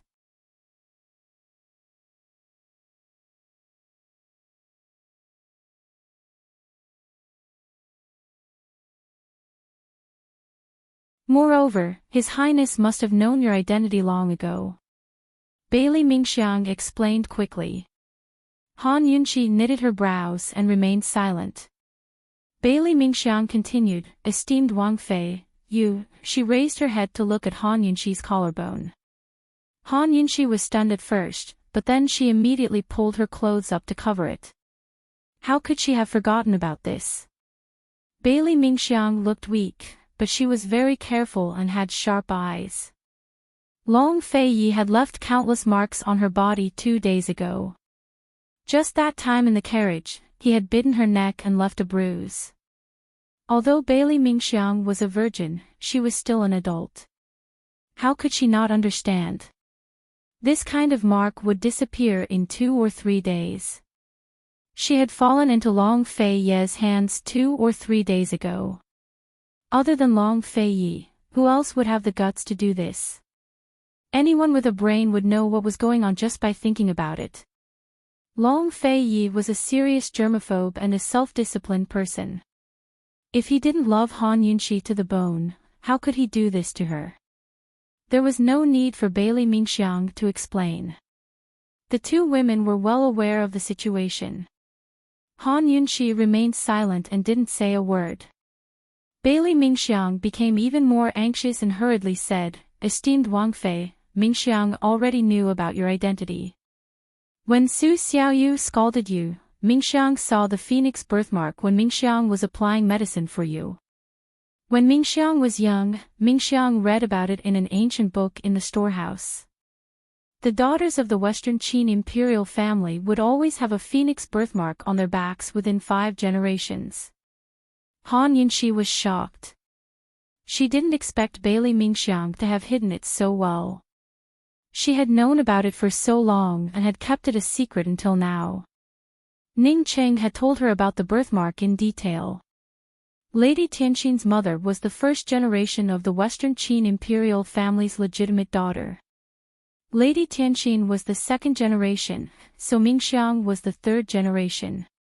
Therefore, she definitely had the birthmark. In fact, if the Western Qin imperial family hadn't been destroyed, her princess's granddaughter would have been far from the legitimate line of the imperial family. Seeing Han Yunqi's expression, Bailey Mingxiang hurriedly explained, Esteemed Wang Fei, Mingxiang always thought that His Highness didn't know, so Mingxiang didn't dare to say it. Mingxiang. Bailey Mingxiang's eyes were wet. Mingxiang only hopes that Esteemed Wang Fei will always be Esteemed Wang Fei, and that His Highness will always be His Highness. She'd never forget the first time she'd seen Long Fei by the lake in their backyard. She'd never forget his silent face. She didn't like Esteemed Wang Fei, who was so carefree, shouldering so much, and she didn't want His Highness Duke of Qin to bear such heavy responsibilities. She only hoped that they would be safe. She didn't ask for anything else. It would be great if she could quietly wait on them. Han Yunqi looked at Bailey Mingxiang and didn't know what to say. Su Donglin's words had moved her. She never thought that there would be such a silly girl like Bailey Mingxiang. Who said that hatred couldn't be erased?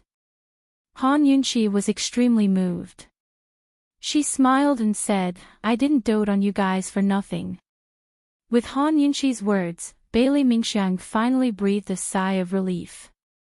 It's Mingxiang's good fortune that Esteemed Wang Fei is willing to believe in Mingxiang. You're obviously very smart, so why do you keep saying such silly things? Han Yunqi had a helpless expression. She pulled Bailey Mingxiang over and sat down. That's fine too. I can't sleep, so why don't you talk to me? Bailey Mingxiang didn't dare to sit too close and kept a distance. Although she wasn't close, she could clearly see the marks on Han Yunqi's neck and several hickeys on her arms. These were all left behind by His Highness. There were so many and so deep. How many times did he do it? How intense was it?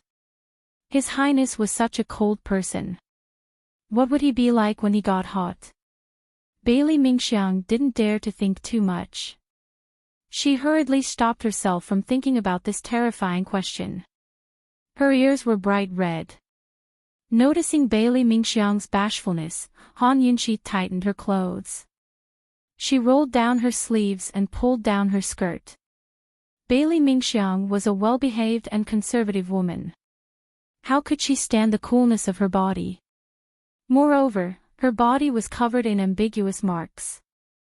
Although Han Yunqi did as the Romans did and was restricted by Long Fei Yi, she was still very well behaved. However, when it came to sleeping, she really couldn't get used to the restrictions of the ancient people. After being restricted for a day, she needed to be free and unrestrained when she slept for a night. Her nightgown and nightgown were all custom-made. When she slept in leisurely cloud pavilion, she would at most wear a nightgown or a nightgown with straps. If she was so tired that she needed to catch up on sleep, she would definitely soak in a hot bath, eat fruit, and then curl up under the blankets. She would comfortably sleep until the sky darkened and the earth darkened until she woke up hungry. Unfortunately, this was the military camp. Moreover, she didn't bring any clothes, so she could only make do. Look, she was still wearing that wine-red undergarment under her nightgown. Bailey Mingxiang also noticed Han Yunqi's bashfulness. She became even more embarrassed and lowered her head, not daring to look at her. Naturally, Han Yunqi wouldn't bring up such intimate matters as a topic of conversation. She dispelled the awkwardness with a single sentence. Where did your father and Long Fei Yi go? I also don't know. In the afternoon, His Highness left first at the training ground. My father went back to the camp to pack his things and hurriedly chased after them.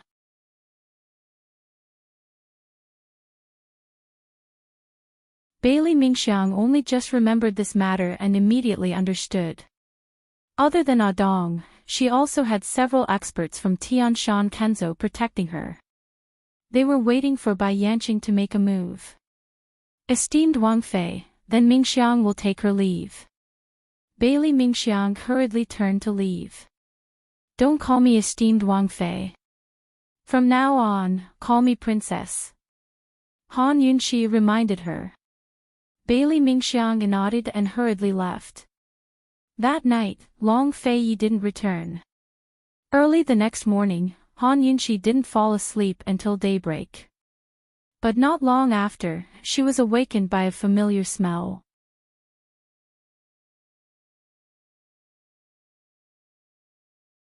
Chapter 851.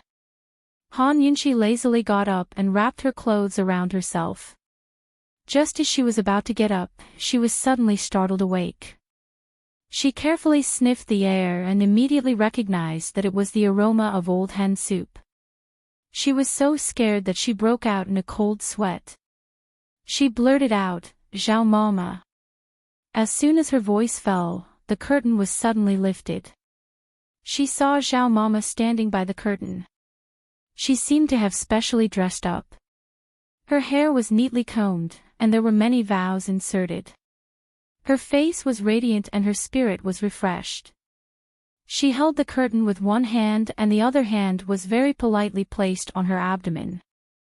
Her lean body stood perfectly straight, very much like a rigid old court lady in the palace. However, her face was smiling like the Maitreya Buddha, and her eyes were squinted into a straight line. Master, this old servant is here. After Zhao Mama finished speaking, she no longer had any manners. She covered her mouth with both hands and began to laugh, unable to close her mouth. The day before yesterday, when she received His Highness's order, she and a shadow guard rushed over day and night. If it wasn't for the fact that she brought 10 old hens and was delayed several times on the way, she would have arrived yesterday evening instead of at dawn. Han Yunqi's mouth twitched a few times before she spoke. Zhao Mama, long time no see. Zhao Mama glanced outside and quickly came in.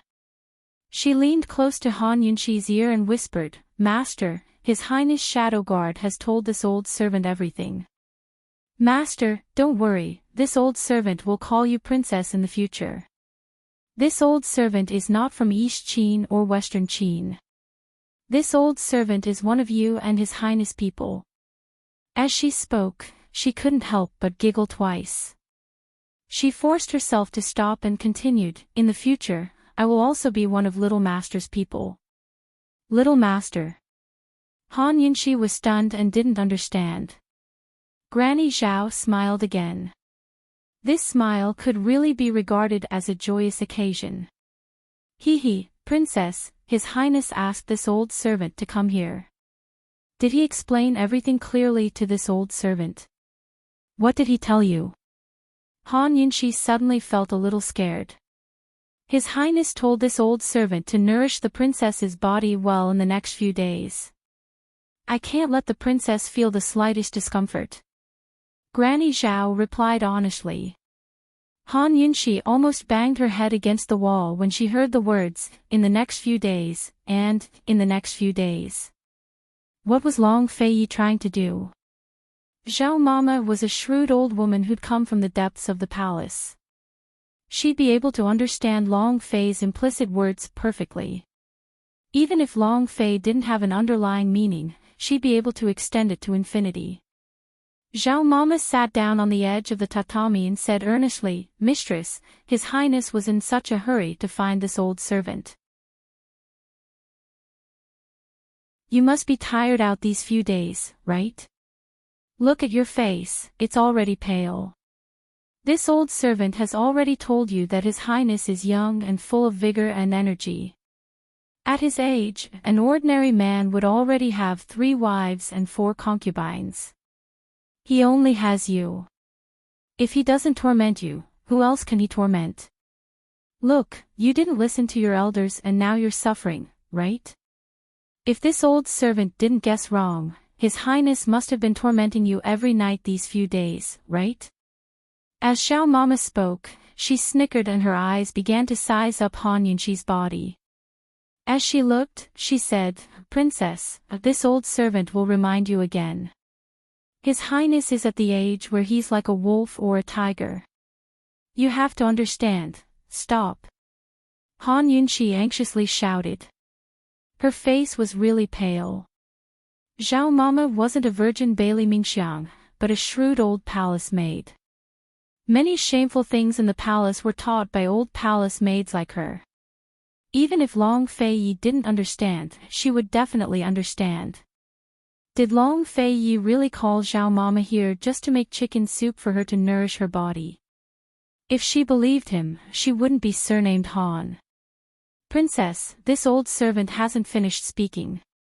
This old servant means, I know what you mean. No need to say more. Bring your soup over, I'll drink it all. Princess, drinking it all is a must. However, things are different now. This old servant has something to say to the princess. Zhao Mama's face was serious, even a little stern. How is things different now? If I drink it, then, before Han Yunxi could finish, she immediately regretted it. As soon as she stopped, Zhao Mama immediately continued, of course things are different now. In the past, when the princess was unconscious, His Highness ordered this to nourish the princess's body. But now, the princess is. Where's the soup? I'm hungry. Hurry and bring it over. Han Yunxi forcefully interrupted. Zhao Mama hurriedly brought over the cooked chicken soup. Your Highness, I only arrived at dawn today. Time was too rushed, so I only made pure chicken soup. This old servant brought a lot of medicinal herbs and 10 old hens. From tomorrow onwards. Aren't you afraid that Bailey Yuanlong and the others will find out? Han Yunxi's face was completely pale. Zhao Mama smiled mysteriously. Your Highness, this old servant has been in the palace for so many years and has never made a mistake, much less in the army. Don't worry, this old servant has a way. What way? Han Yunxi was still worried. This old servant will come and serve Miss Mingxiang. Miss Mingxiang will be of great use by His Highness's side. This old servant will come and serve her. Great General Bailey will be overjoyed. Zhao Mama chuckled. Han Yunshi understood. Your Highness, I'll drink the soup first, alright.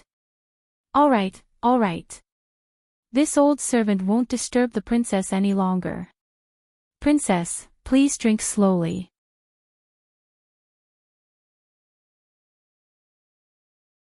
As soon as she and Su Donglin approached Long Fei Ye's main tent, they were immediately stopped by several mermaid soldiers. She didn't insist and turned to leave. She had a premonition that Long Fei Ye wouldn't be back so soon. As expected, Long Fei sent someone to report that he wouldn't be back until 3 days later. A few northernly spies with high martial arts had been discovered in the nearby towns. It wasn't clear whether they were sent by the northernly Imperial clan or the Wind clan. Han Yunshi could only settle down and focus on cultivating the 3rd level of her poison storage space. But how could it be so easy to settle down? She couldn't sleep for 2 consecutive nights. Long Fei Yi was not only dealing with the spies, but also paying attention to the situation of the Feng clan in Northernly. In his secret residence in the city, he had just finished interrogating 2 spies and ordered people to silence them when the Shadow Guard came over. Your Highness, Hellion and her son have been handed over to concubine Zhao's people. They are expected to arrive at the Northernly Imperial capital in 10 days at the earliest. The Shadow Guard reported truthfully. Concubine Xiao was the biggest chess piece that Long Fei Yi had placed beside the Northern Dynasty's emperors. Concubine Xiao was not only a secret agent, but also a pillow talk that could influence the decisions of the Northern Dynasty's emperors. Where is Jun Yixie? Long Fei Yi asked.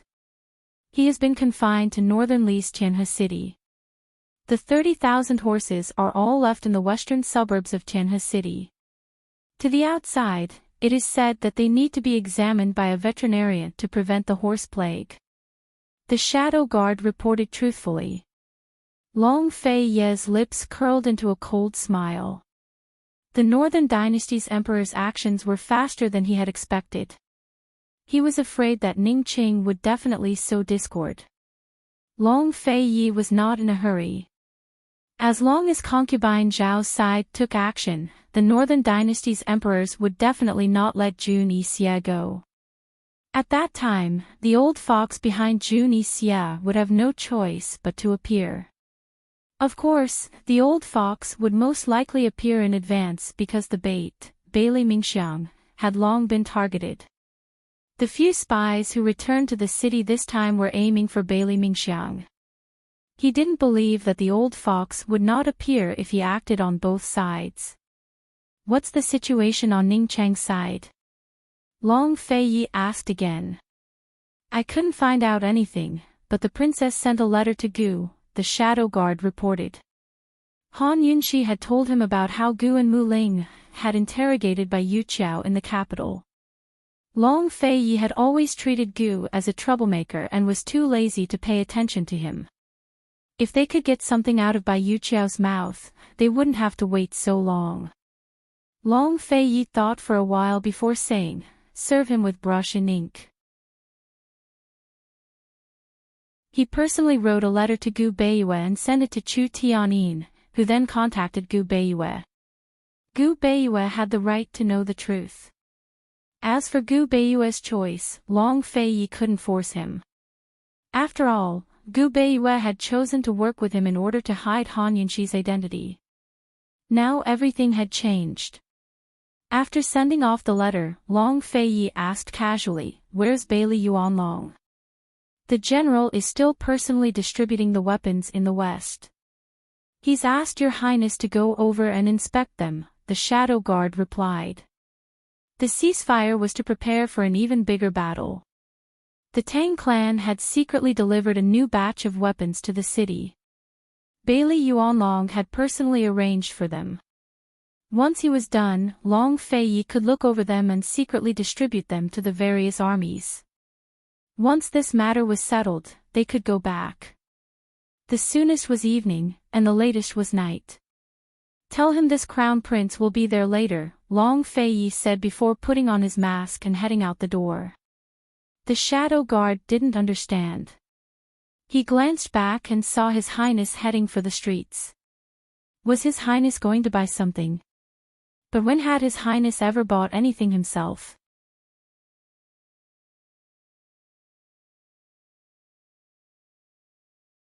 Chapter 852.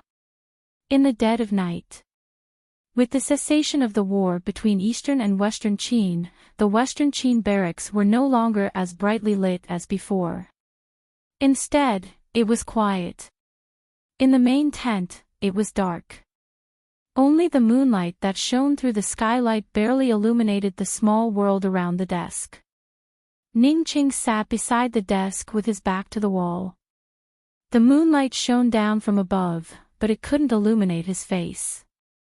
It only outlined the outline of his figure.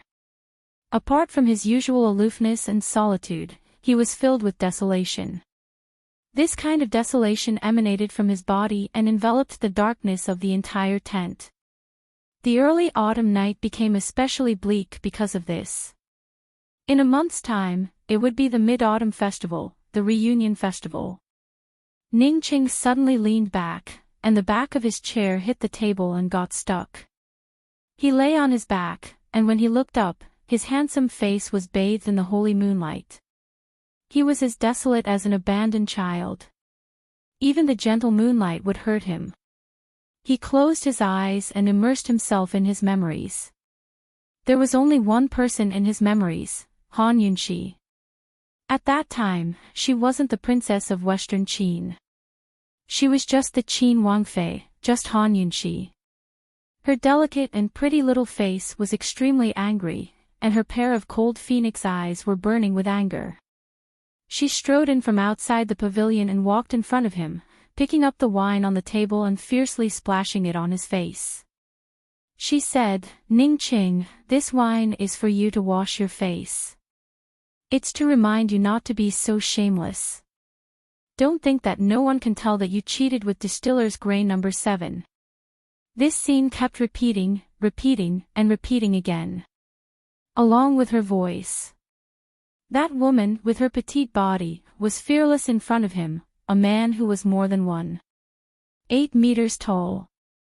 The aura she exuded was far stronger than his. Love at first sight wasn't love at first sight. It was an action, a sentence, or even a smile or an angry face that was unforgettable and unforgettable. Han Yunxi would never know that her angry face was so beautiful in Ning Cheng's eyes. No one knew that after that time, Ning Cheng seemed to be possessed by a devil. Han Yunxi's angry face uncontrollably appeared in his mind. There was something unknown scratching in his heart. He really wanted to grab that woman, but he could only grab her golden needles. That scene repeated over and over again. Under the moonlight, Ning Cheng's cold and desolate face actually slowly bloomed with a smile. It was an incomparably pure smile, but it made one's heart ache. Compared to the princess of Western Qin, he loved Han Yunxi more. She was pure and simple. No one was Han Yunxi. Love is submission and loyalty. But now, he had such a thought. If he wasn't the descendant of the D clan, if he wasn't her servant, could he let go of everything and just be himself? To fight, snatch, and go crazy for the woman he loved. Suddenly, a voice interrupted Ning Cheng's thoughts. He, who had always been vigilant, did not realize that someone had already entered. "Master, you only just found out that this subordinate has entered?" The guard's tone was serious. This guard was different from the others. He was a man in his 40s and used to be the personal attendant of Ning Cheng's father. After Ning Cheng's father passed away, he had served Ning Cheng ever since. He was Ning Cheng's martial arts master and had watched Ning Cheng grow up. Although he was Ning Cheng's personal bodyguard, he had the power to meddle in the affairs of the Ning clan troops and Cloud Realm Trade Consortium. Everyone called him Uncle Cheng. "Master, this is the letter the princess sent to Gu." It almost reached Gu's hands, but luckily he intercepted it in time. Uncle Cheng presented a letter with both hands. After Han Yunxi and Long Feiyi left, Ning Qing realized that Han Yunxi had lied to him about everything. His first thought was naturally Gu and Mu Ling. Back then, he had used Gu to put on a show to win Bai Yanqing's trust. But he never expected Gu and Han Yunxi to put on a show as well and hide many things from him. As soon as Han Yunxi and Long Feiyi left, he reminded Ning En and had her send people to keep watch in secret. As expected, they caught a secret letter between Han Yunxi and Gu. Ning Qing opened the letter and read it before breaking into a cold smile. His smile was filled with endless pain and ruthlessness. Han Yunxi and Long Feiyi had told Gu the entire truth. If Gu saw this letter, would he be in as much pain as he was in now? Han Yunxi, Han Yunxi, is your heart cruel enough, or is Long Feiyi really that good? Outsiders can't enter your eyes and your heart. Master, since the princess and Gu have private letters, if Gu doesn't receive the letter, he will definitely be suspicious. Uncle Cheng's words implied that Gu wasn't easy to deal with. Let Ning En think of a way to send Mu Ling away first. I have my own ways to deal with the rest, Ning Qing said cold. He had to have at least one hostage in his hands. Currently, it seemed that it could only be Mu Ling. Long Feiyi wouldn't care about that girl, and perhaps Gu wouldn't really care, but Han Yunxi would definitely care about this cousin. Gu really wasn't an easy person to deal with. If he wanted to take back Bai Yuqiao from his hands, he would have to put in a lot of effort. What's the situation with Juni Xie? Ning Qing asked again. 30,000 horses are all stranded in the western suburbs of Heavenly River City. A few days ago, the president of the Northernly Chamber of Commerce and several directors were invited to a banquet by the Northern Dynasty's emperors. Our people even spoke with them. However, I'm afraid that East Qin also contributed a lot to this matter. Uncle Cheng saw that his master didn't have much of a reaction, so he reported, "We've already sent people to Heavenly River City, but Juni Xia is surrounded by people from the 100 Poison sect. Their poison techniques are powerful, so it won't be easy to get close. Even if Bai Yanqing is there, we won't be able to do anything."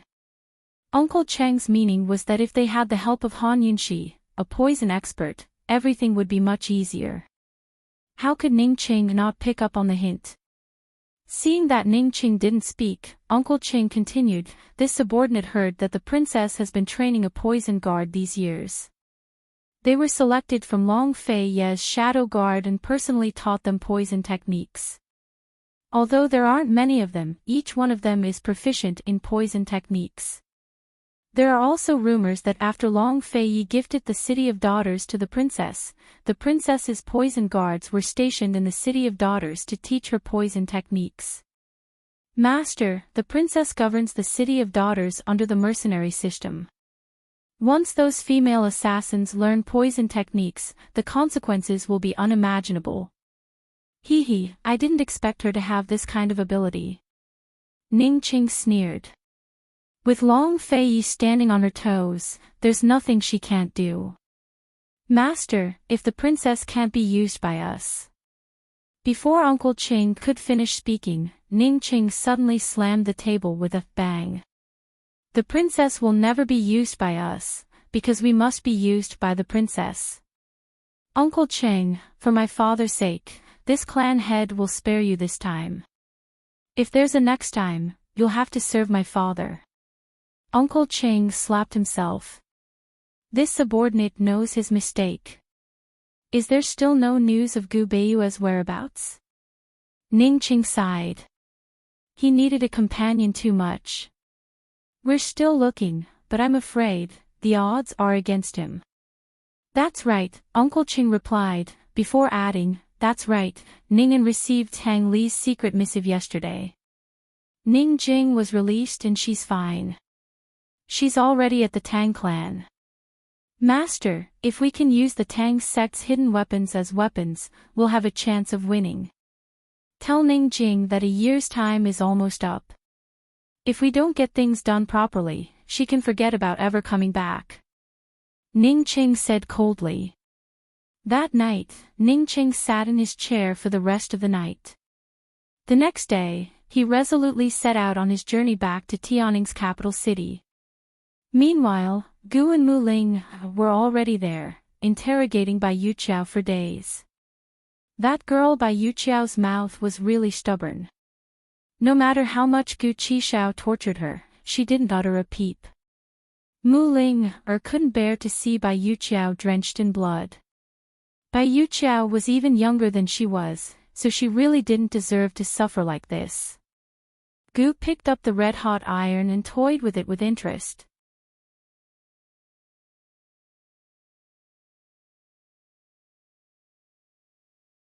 Tell me, is her brain damaged? Bai Yuqiao laughed out loud as he finished.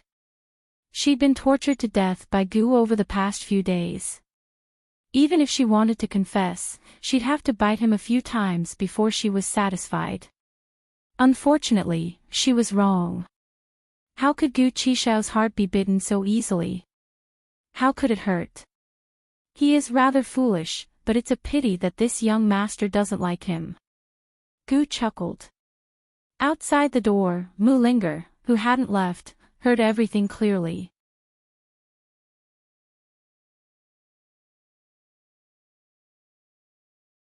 Chapter 853.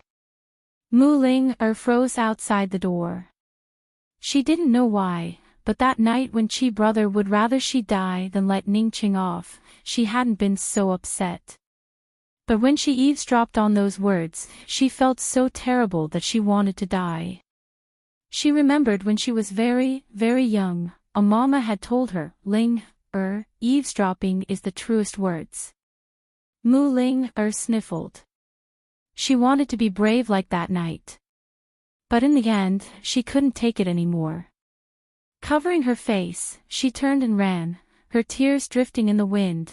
Inside the room, after Gu finished speaking, he didn't hesitate to fiercely burn Bai Yuqiao's face with the iron.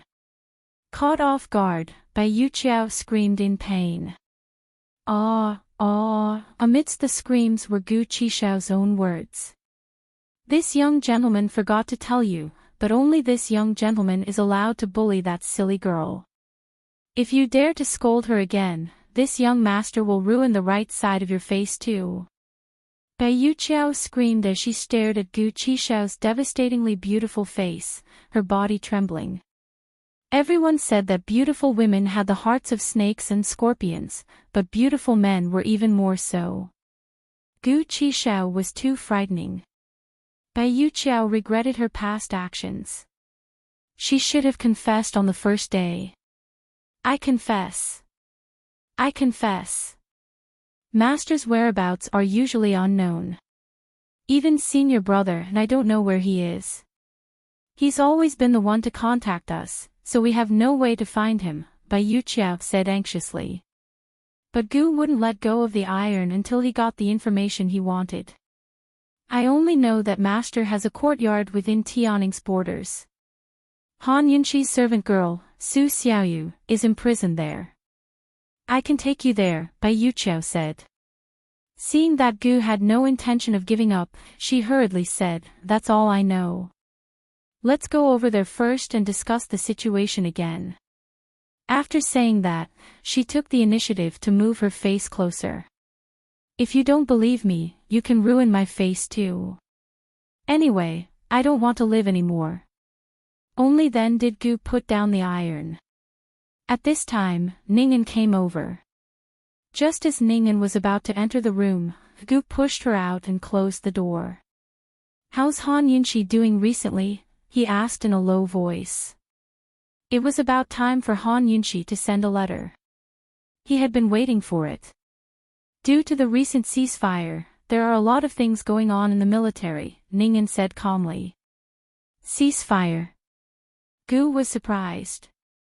A few days ago, Princess and Ning Qing went to negotiate with the Long Fei Yi. They decided to stop the war and deal with the Wind Clan separately.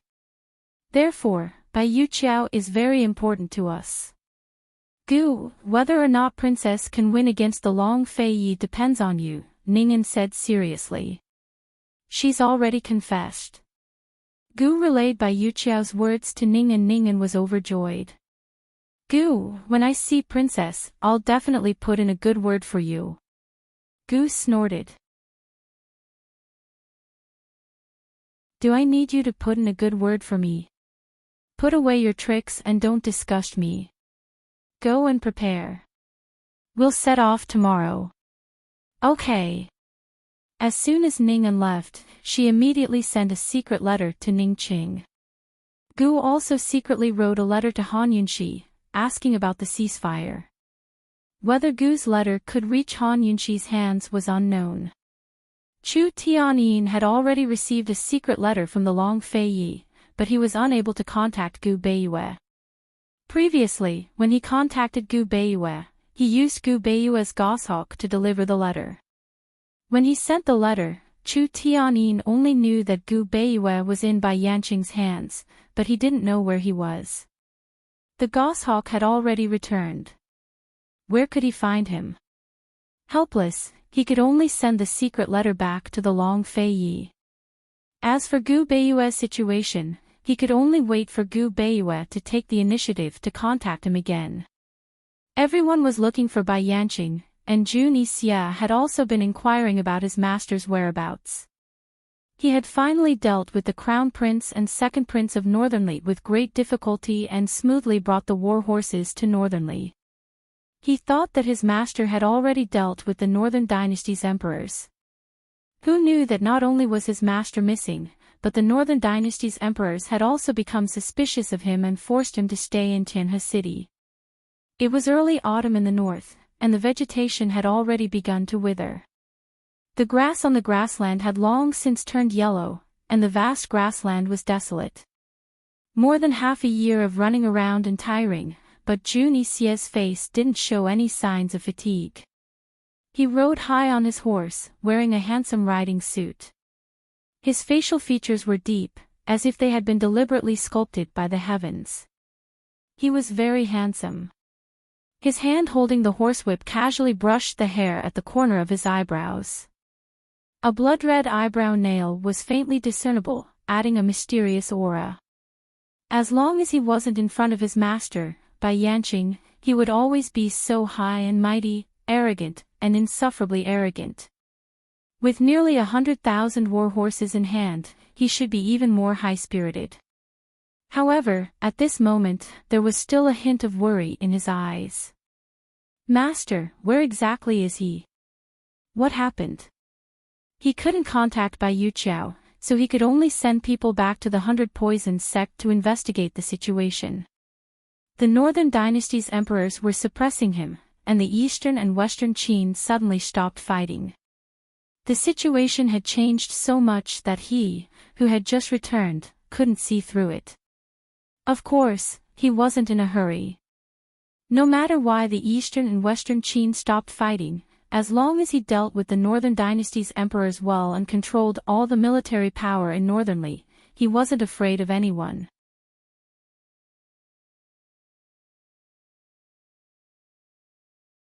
Long Fei Yi seemed to have thought of something. The corners of his grave and stern lips silently curved into a mischievous curve. It was especially charming and sexy. Bailey Yuanlong ordered someone to prepare a carriage, but Long Fei Yi wanted to ride a horse. With no other choice, Bailey Yuanlong could only accompany him on the horse and rush back to the barracks through the night. In the dead of night, Han Yunxi had already woken up. Because she hadn't slept at all for the past 2 days, she was drowsy during the day and fell asleep easily. As a result, her biological clock had been reversed just like that. Last night, she'd woken up in the middle of the night, and again tonight. The barracks weren't like other places. If it were other places, she could have asked Su Donglin to go out for a stroll. However, she'd already walked through the 1 li radius of the barracks. The moment she stepped out of the barracks, she saw soldiers. The person she missed hadn't come back yet. After tossing and turning for a while, Han Yunxi suddenly remembered something. She reached under her pillow and pulled out 2 black leather books. After hesitating for a while, she still opened them. If there were others present, she definitely wouldn't dare to look. However, she couldn't resist her curiosity and temptation when she was alone. Although the more she read, the redder her ears became. She still flipped through page after page. Sometimes she was shocked, sometimes she was frightened, sometimes she snickered, and sometimes she was embarrassed. As for what she saw, only she knew. These things were truly from the palace. They were simply too dirty. Han Yunxi was just about to read the second book when a rustling sound came from outside the tent. It was so late and there was still movement. Could it be that Long Fei Yi had returned? Han Yunxi immediately panicked and her face flushed red.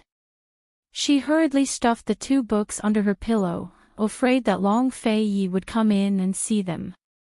However, she waited for a long time. The movement outside became louder and louder, but no one came over. She suddenly laughed self-deprecatingly. Long Fei Yi had left for a few days. Even if he came back, he would first go to the main barracks. How could he be like before, going straight to her leisurely cloud pavilion the moment he returned to the residence? She had indeed done something bad and was feeling guilty. Han Yunxi hurriedly dressed neatly. Long Fei Yi couldn't come to see her immediately, but she could go out and meet him. Who knew that the moment she stepped out, she would be disappointed? Long Fei Yi didn't come. Instead, he was at the main barracks. A group of soldiers were setting up the venue. It looked like they were going to hold a bonfire party. What's going on here? Han Yunxi casually asked the mermaid soldier. The mermaid soldier glanced at her and said coldly, "You have no right to know." Su Donglin. Han Yunxi immediately shouted. As expected, Su Donglin, who had been hiding in the shadows, immediately appeared. "Princess of Western Qin, what orders do you have?" Han Yunxi said unhappily, "What's the situation over there? Tell them to stop. Can't we sleep in the middle of the night? Where's your crown prince? Tell him to come over and explain."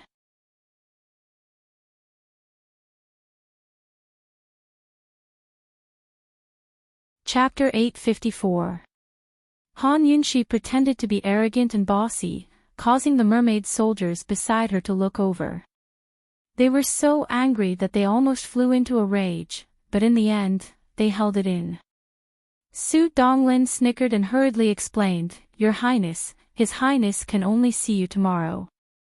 As for the other side, there is a bonfire banquet tomorrow night.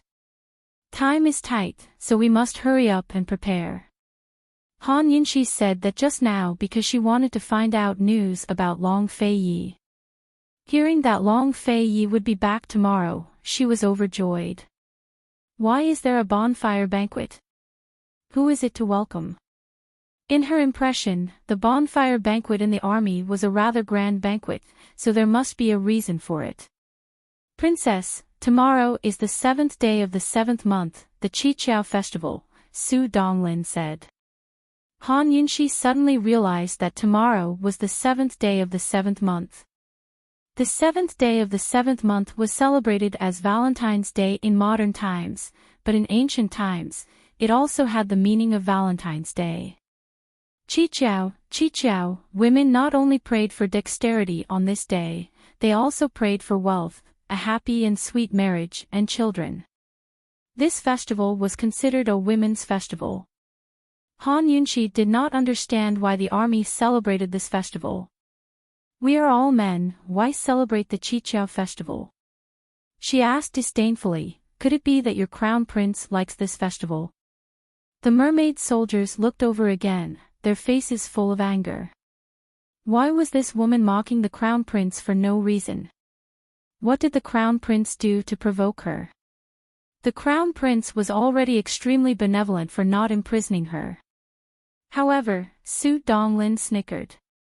In the past, when His Highness was away for a few days, the princess would at most ask. Many times, she was so busy that she did not even know that His Highness had gone out and returned. But now, it had only been a few days, and she was talking about His Highness for a while. Su Donglin thought that it must be because they had been separated for too long and missed each other badly. Absence makes the heart grow fonder. Princess, there is a tradition in the Bailey army. During the Chiqiao festival, the soldiers' wives and children are allowed to send gifts, and there is a quota for family members to visit. If the army was marching to war and could not visit, General Bailey would hold a banquet to celebrate the festival with everyone. This year, His Highness will be in the army, so naturally he will be with the army. We've already finished setting up the garrisoned area, so we should also set up a place for our main camp. Tomorrow night, His Highness will have a few cups of wine in the garrison area and will come over. Su Donglin paused for a moment before adding, that's why we have to prepare for tonight's event. Please forgive us, Your Highness. Is that so? Han Yunshi nodded and asked teasingly, all right then.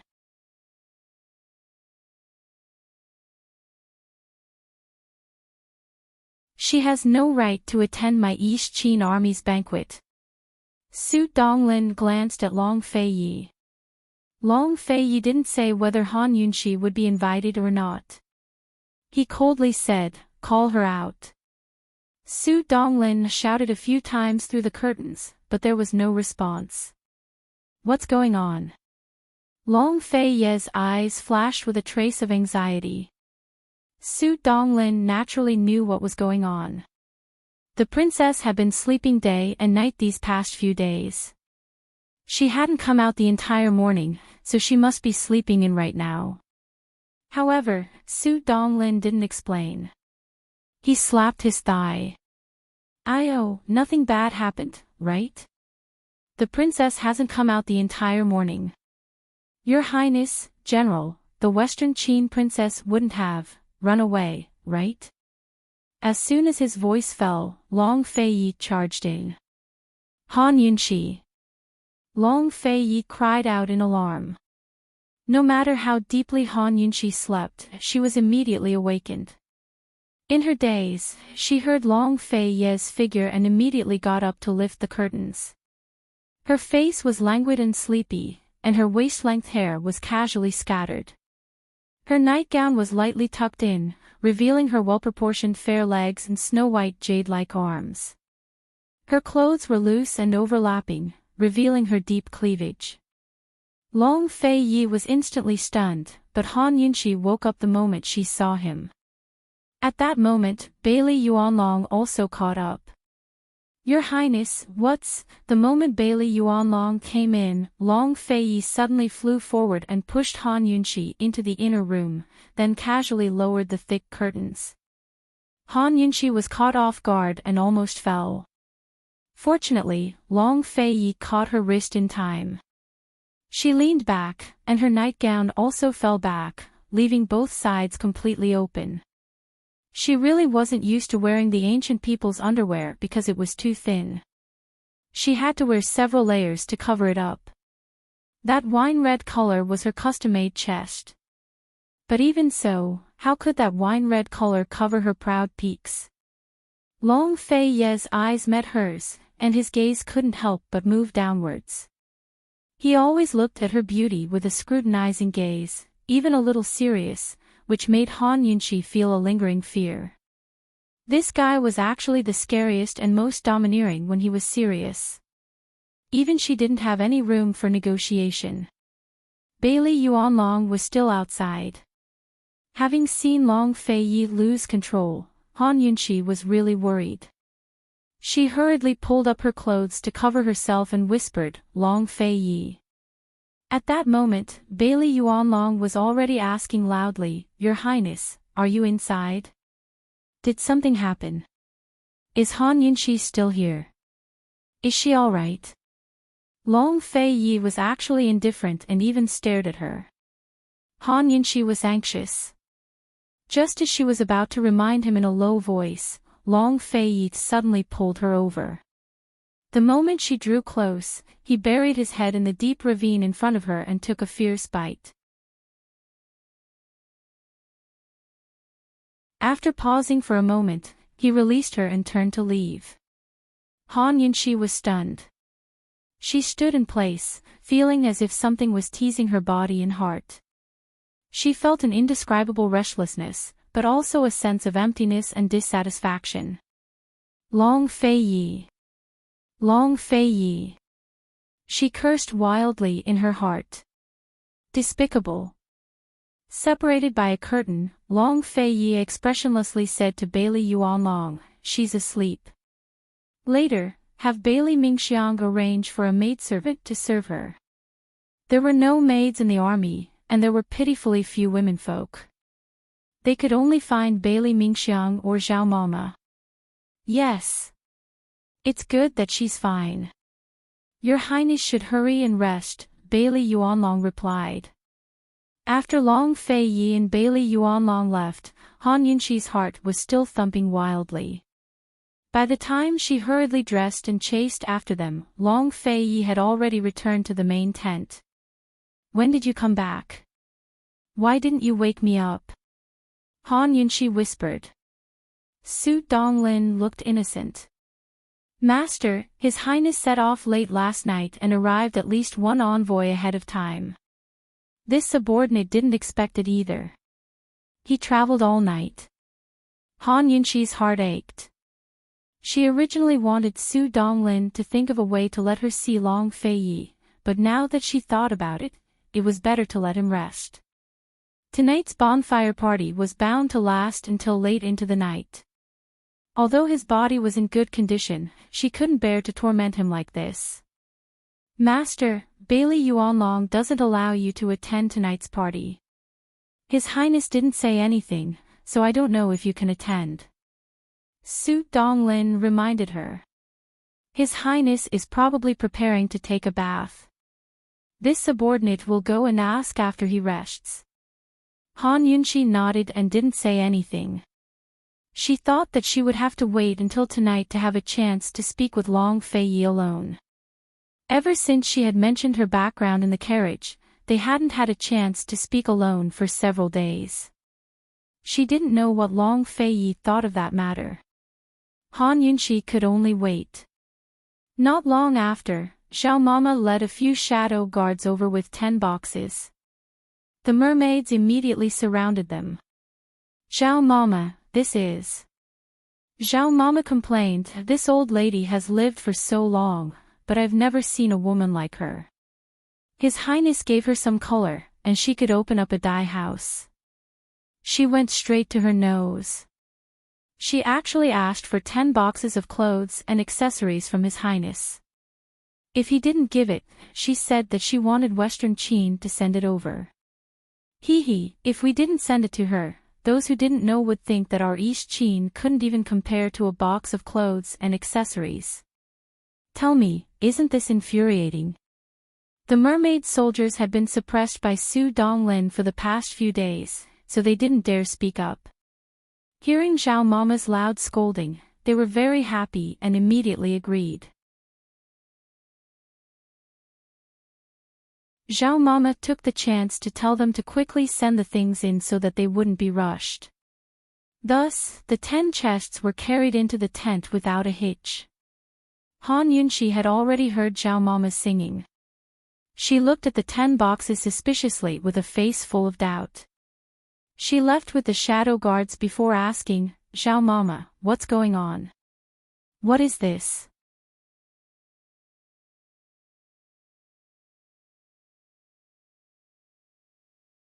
Chapter 855. Although these boxes weren't big, they weren't small either. 10 boxes lined up along the wall of the inner room. They couldn't fit in one row, so they had to line up in 2 rows. Zhao Mama laughed like a love-struck fool. Han Yunxi raised her eyebrows and looked at her, her heart trembling. She said patiently, "Zhao Mama, when you're done laughing, tell me what's going on." Ever since Granny Zhao came to the barracks, she was always grinning from year to year whenever she saw the princess. Of course, this is a gift from His Highness. As for what it is, Princess will know once you open it. Han Yunqi saw Zhao Mama laughing so hard and didn't expect Zhao Mama to tell her anything. She nodded, okay, got it. She didn't move after she finished speaking, waiting for Zhao Mama to leave. However, Zhao Mama didn't move either. She just smiled at her with no intention of leaving. Actually, Zhao Mama didn't know what was in these 10 boxes either. Previously, His Highness had given the princess a big box of jewelry at Leisurely Cloud Pavilion. Zhao Mama only found out after asking around that His Highness had ordered the Shadow Guard to buy it. He didn't say what he wanted to buy, only that he wanted to buy the best and let the princess choose from a box. This time, Zhao Mama found out that His Highness had stood General Bailey up in the city and went shopping alone for half a day before he came back with these 10 boxes. Moreover, he didn't let the Shadow Guard accompany him. If it wasn't something private, why didn't he let the Shadow Guard follow him? How could Zhao Mama not be curious? How could she not let her imagination run wild? Han Yunqi didn't want Zhao Mama to leave. With so many things, it would be easier for Zhao Mama to help her organize them. However, when she saw Zhao Mama's harmless smile, she panicked. Han Yunqi was about to speak when Zhao Mama laughed and said, "Princess, this old servant will help you open them." No, Han Yunqi didn't have a chance to refuse. Zhao Mama's actions were faster than her voice, and she suddenly opened the first box. The box was filled with shoes of various styles, but without exception, they were all conservative styles. Granny Zhao seemed a little disappointed, but she was still enthusiastic. Oh my, when did His Highness become so considerate? He even knows how to buy shoes. TSK, having a wife is really different. Han Yunqi was picking through the pile of shoes when she heard Zhao Mama's words. The more she thought about it, the more she felt that something was wrong. It was different now that he had a wife. These words seemed to be used to praise the wife for being virtuous. Would the husband be able to enjoy a good life? So far, she hadn't worried about Long Fei Ye's clothes. On the contrary, Long Fei Ye had bought shoes for her. If Zhao Mama's words weren't sarcastic, then what was? Han Yunqi frowned and looked at Zhao Mama. Zhao Mama was also looking at her. She realized that she had said something wrong. Princess, I didn't mean it that way. This old servant was overjoyed and spouted nonsense. Granny Zhao hurriedly explained. Han Yunqi's expression turned pensive, causing Zhao Mama to panic. Esteemed Wang Fei, this old servant really didn't mean it. This old servant, Zhao Mama, what size shoes and clothes does he wear? Han Yunqi asked seriously. When she thought about it carefully, she really wasn't qualified to be a wife.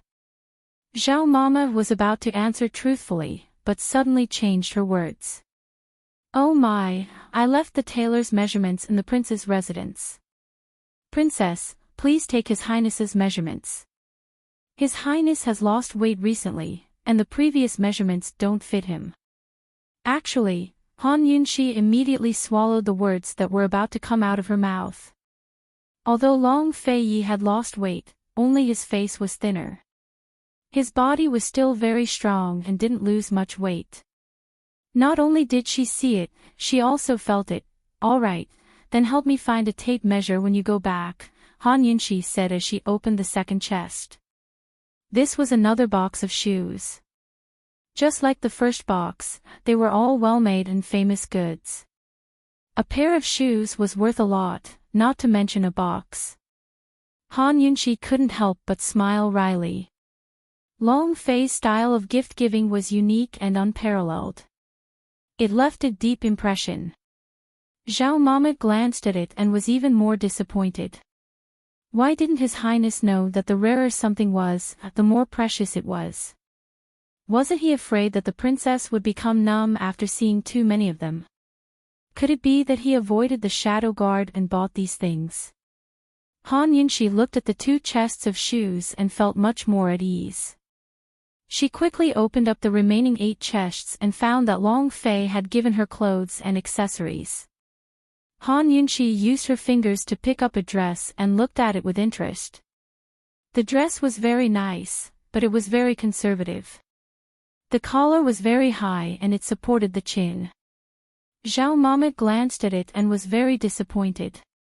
She wanted to cry, but the corners of her mouth twitched and she still smiled dutifully. She said, "Oh my. Oh my. Oh my." Han Yunxi looked back. "You have a stomachache."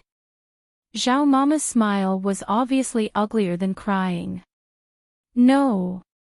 Princess, this old servant is just lamenting. Why does His Highness pamper you so much? I heard from the Shadow Guard that His Highness went shopping for half a day before buying them. 10 chests. That's a lot. In the future, everything the princess wears will be given by His Highness." Granny Zhao laughed mischievously and lowered her voice to say ambiguously, "His Highness has been like this since he was young, overbearing. Princess, this old servant dares to bet that in the future, if you don't wear the clothes and shoes given by His Highness will definitely be unhappy." Cough cough, Han Yunxi, who was drinking water, immediately choked. Goosebumps broke out all over her body, but she couldn't help but smile sweetly. As long as Long Fei Yi personally chose it, she would feel happy no matter what and how much he gave her. Zhao Mama caught a glimpse of the sweet smile on the princess's face and finally felt relieved. She felt that she needed to discuss the gift with His Highness, but she didn't have the guts to do so. All women only had one thought when they saw new clothes, and that was to try them on. Han Yunxi was no exception. "Zhao Mama, help me hang up all the clothes. I want to try them on one by one." There was a bonfire banquet at night, and everyone had to be well dressed. She was dressed from head to toe in the clothes given by Long Fei Yi. Let's see if he still doesn't think of a way to let her attend. Yes. Zhao Mama loved this kind of task the most. The inner room was too narrow, so Zhao Mama could only move things outside to tidy them up. The shoes were all placed on the ground, and the clothes were all hung up. Soon, more than half of the outer room was occupied. Han Yunxi tried on the clothes in the inner room. She tried on a few pieces in succession, and they all fit her very well. She walked out and asked casually, "Zhao Mama, did you tell His Highness my size?" Zhao Mama looked her up and down and praised, "His Highness has good taste. The clothes are beautiful, but you are even more beautiful." "You told His Highness my size?" Han Yunxi asked again. "No. His Highness. His Highness must have measured it himself." "Why, doesn't Princess know?" Granny Zhao said with a smile. "He didn't measure us together. Where did he get a tape measure?" Han Yunxi said seriously. From the time she was rescued until now, the time he spent with her was limited. Even if he measured her while she was sleeping, he would still need a tape measure. Such a fit was definitely not a visual inspection. It must have been measured with a tape measure. Yes, why would the army have a tape measure? Zhao Mama smiled slyly. "Princess, this old servant can't help you find a tape measure, but this old servant can teach you a method to ensure that the energy is accurate and not the slightest bit off." Han Yunxi looked at herself in the mirror. She really liked the pink and purple silk dress on her body. She asked casually, "What method?" Zhao Mama immediately leaned closer and spread her thumb and middle finger. "Here, this is a ha." As she spoke, she gestured and measured Han Yunxi's body. "Princess, His Highness must have measured you like this. If you don't understand, let him teach you.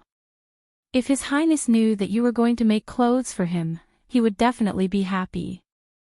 When did Long Fei measure her like this? Could it be when she was unconscious in the hot spring? She didn't dare to think about the details when Long Fei carried her out of the hot spring, helped her wipe the water off her body, and helped her put on her clothes. Now, when she thought about how he measured her body with his hand as a tape measure, she simply couldn't imagine it. That guy, did he help her put on her clothes first and then measure her, or did he measure her first and then help her put it on? She didn't know at all. If she hadn't mentioned the measurements to Zhao Mama, she wouldn't have known that such a thing had happened. Besides this, what else did Long Fei, that bastard, do while she was unconscious? Thinking of this, Han Yunqi's face suddenly burned up. However, Zhao Mama, who was the best at reading people's expressions, didn't notice Han Yunqi's expression, because she took out a long brocade box from the bottom of the box. "Princess, what is this?" Zhao Mama asked suspiciously. Han Yunqi recognized this brocade box at a glance. This brocade box was exactly the same as the one that Long Fei had used to store her torn purple muslin dress. That brocade box and that purple muslin dress were still in Ning Cheng's army camp, but she carried the 9 letters with her. Could it be that Long Fei had specially given her a Chinese Valentine's Day gift? Zhao Mama didn't dare to open it without permission and hurriedly presented it to Han Yunqi. Han Yunqi carefully opened it and saw a pair of very exquisite earrings.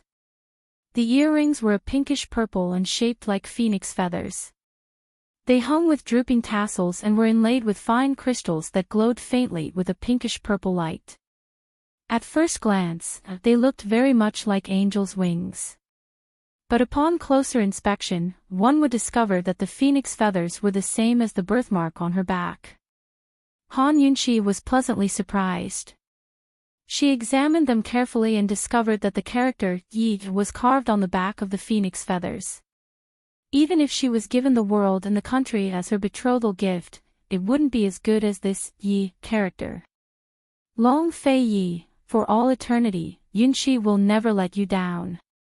Han Yunqi was still immersed in her emotions at the sight of the phoenix feather pendant when Zhao Mama fiddled with the brocade box and took out a wine-red dudu from its compartment. "Princess, His Highness also gifted you this," Zhao Mama said, before she couldn't help but laugh. "Princess, this is your undergarment." Han Yunqi looked at the dudu and saw that it was very conservative. It was no different from the vest she wore in modern times, so it really could count as an undergarment. She couldn't bring herself to be embarrassed by this item, but found it funny instead. Long Fei had given her something like this and hidden it at the bottom of the brocade box. If she hadn't personally experienced his wickedness, she'd definitely believe that he didn't know anything about romance. She didn't even know how he'd bought this item in the store. Zhao Mama had already sighed 100 times in her heart. "Princess, just try it. Don't waste His Highness's good intentions."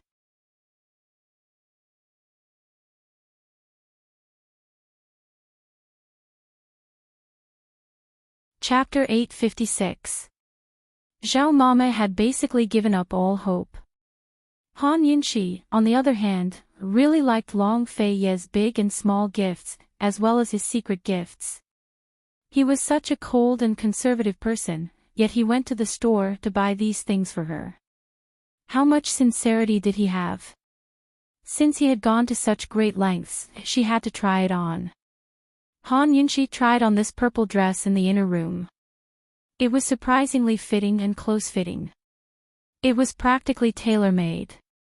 It had to be said that although this thing was called a tummy, it didn't look like a deep pocket at all when she wore it. It also didn't have the smell of undergarments. The wine-red color against her fair skin appeared even more charming, noble, and slightly mysterious. It was like red wine, pleasing to the eye and intoxicating.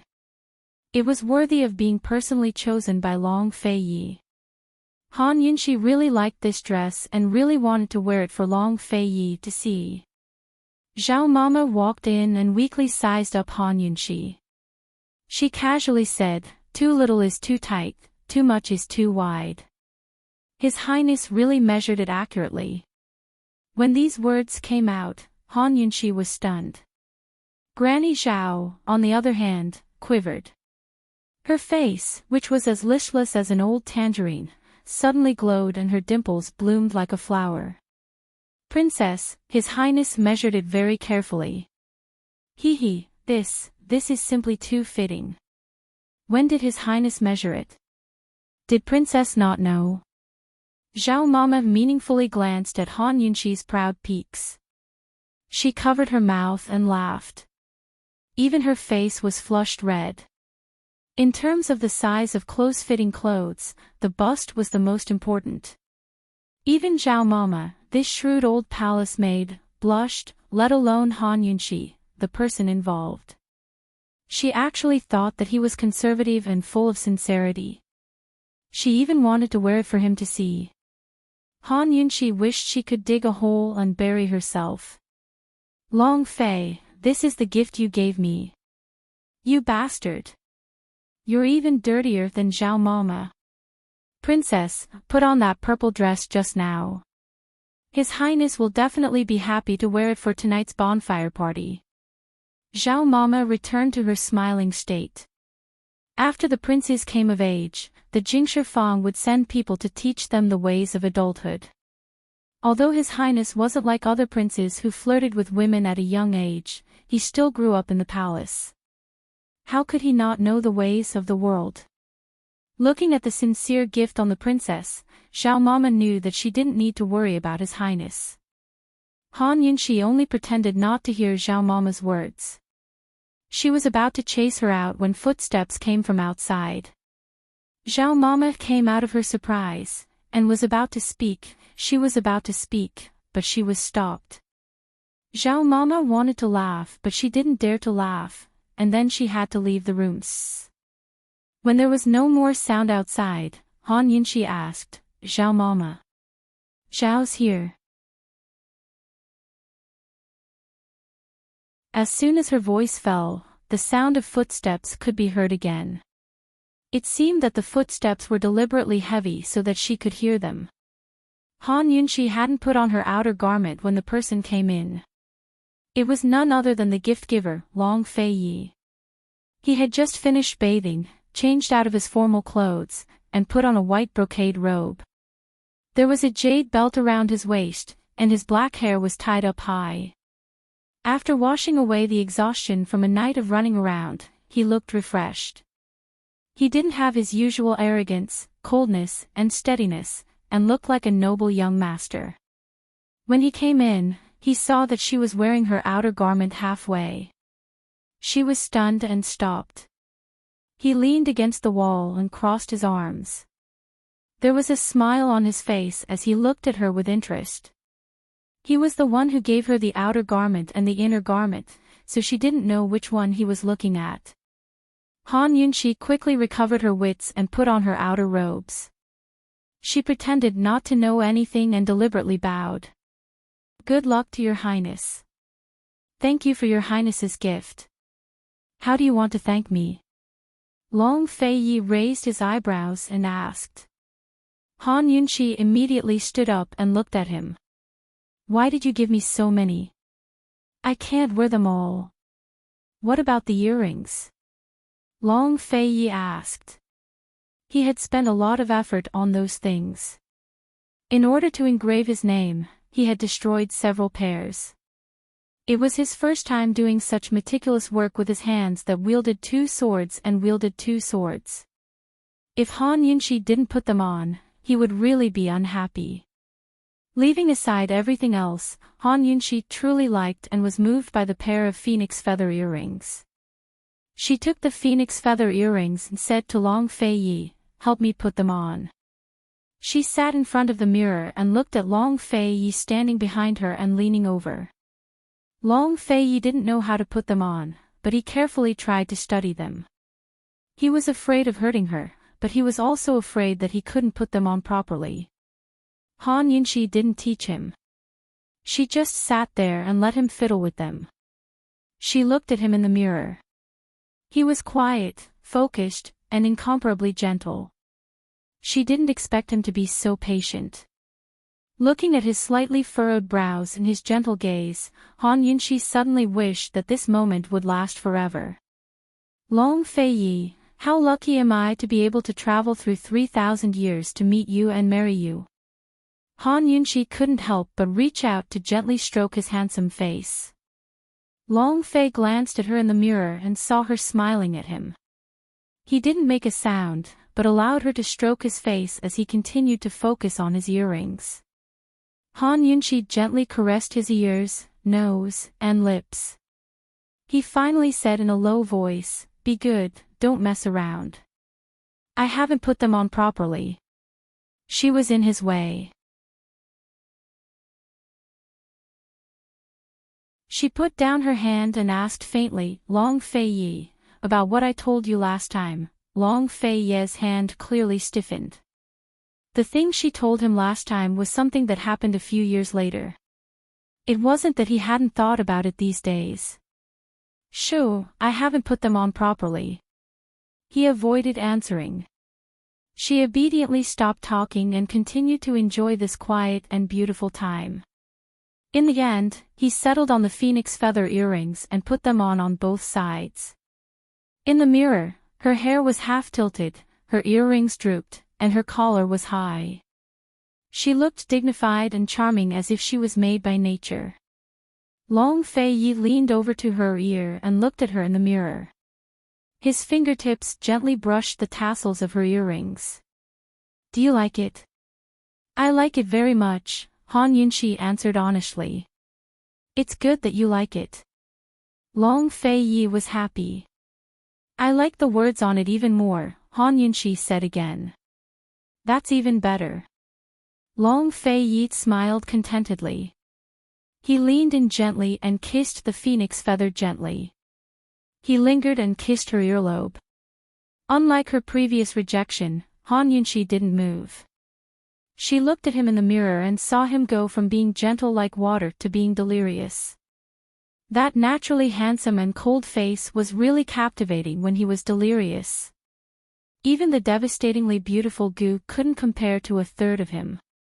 How could there be such a man in this world? She, just looking at his face was enough to fall for him, not to mention personally experiencing his delirium. Her collar was already unbuttoned. His kisses gradually wandered to the deep valley below her jade neck. He was kissing gently, devouring her softness and beauty.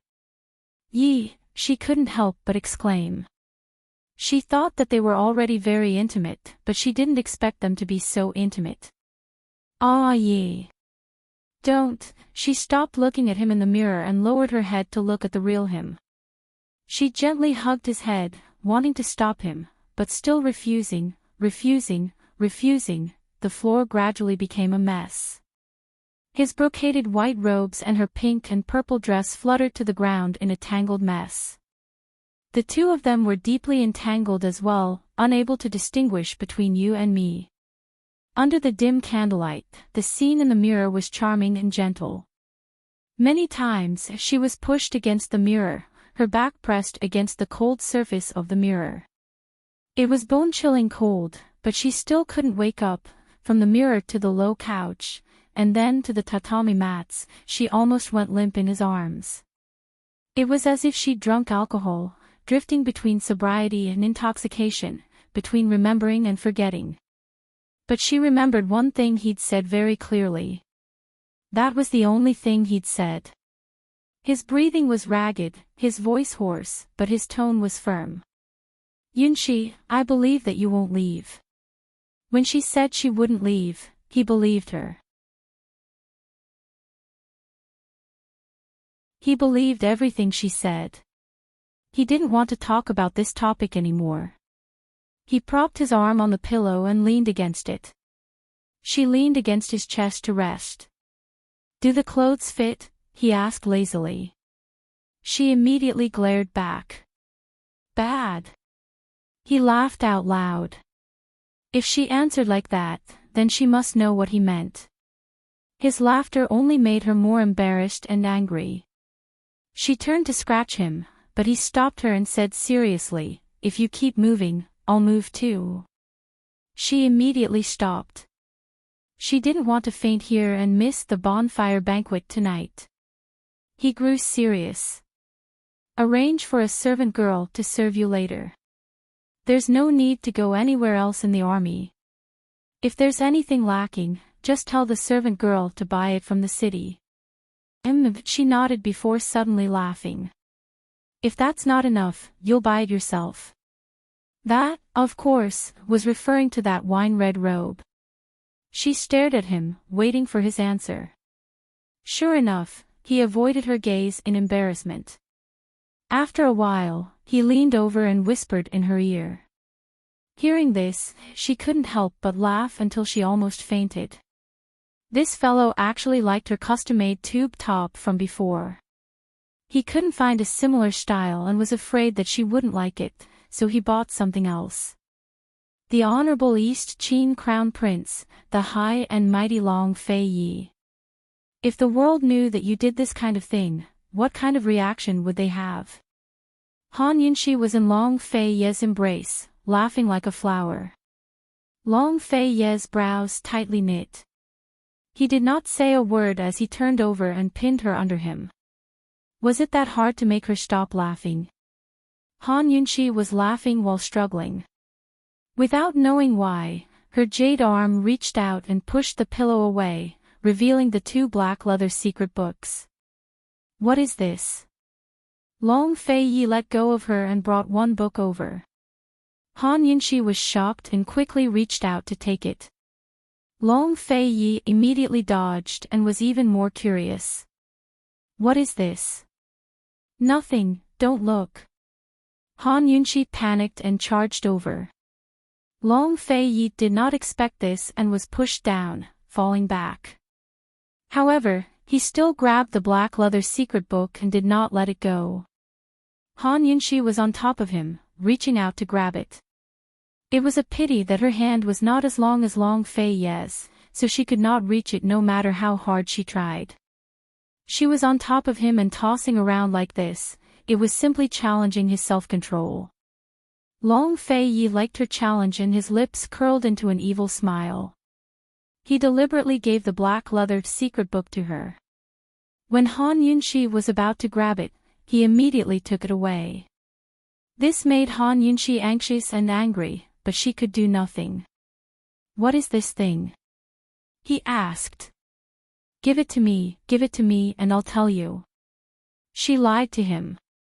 He was not that easily fooled. Tell me and I'll give it to you. I'm begging you, give it back to me. She was about to cry as she cursed Zhao Mama several times in her heart. If Long Fei Yi knew what this was, she would have no face left. Looks like it's something good. Long Fei Yi raised his other hand and was about to flip through it when Han Yunxi suddenly grabbed his hand with a sudden burst of strength and reached for the black leather secret book. Long Fei Yi did not expect this and reflexively raised his hand, flinging the black leather secret book away. Half of it was exposed outside the curtains, while the other half was hidden behind them. It was unknown what was drawn on the page outside the curtains, but the page inside the curtains made Han Yunxi bury her head in Long Fei Ye's arms, not wanting to look up again. It was at this time that Bailey Yuanlong's angry roar came from outside the curtains. Su Donglin, this general is telling you, if this matter is delayed, you'll take full responsibility.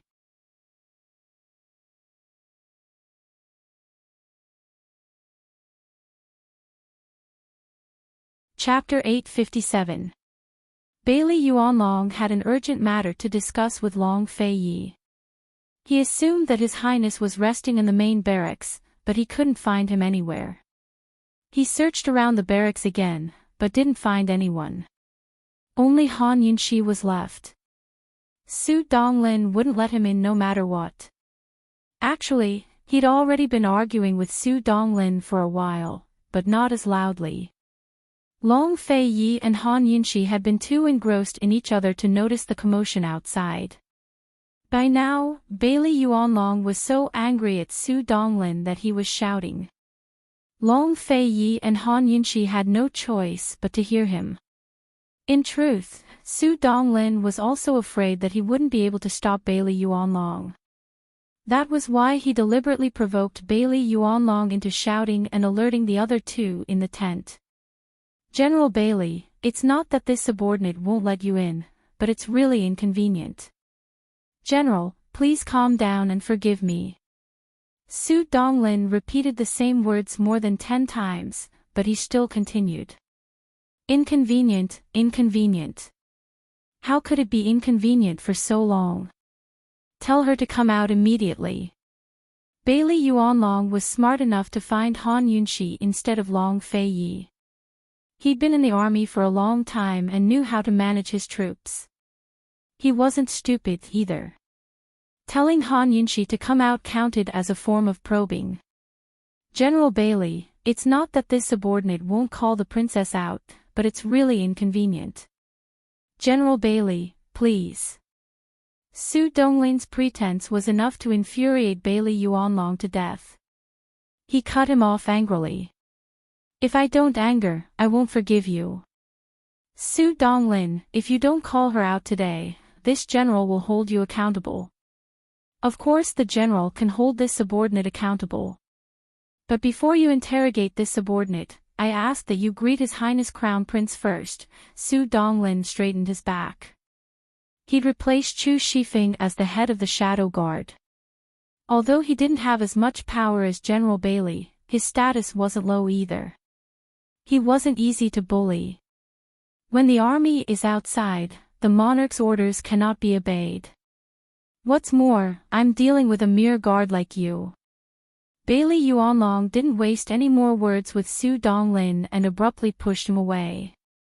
At that moment, Zhao Mama suddenly scuttled out from the side and stood in front of Bailey Yuanlong, blocking him with her arms. General Bailey, the Western Qin princess is changing her clothes right now. The 10 boxes of clothes she requested were just delivered, so it's really inconvenient right now. General Bailey, although the princess of Western Qin is a hostage.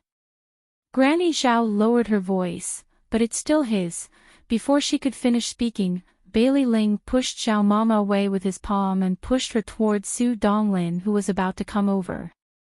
Su Donglin could only grab hold of Zhao Mama to prevent her from falling.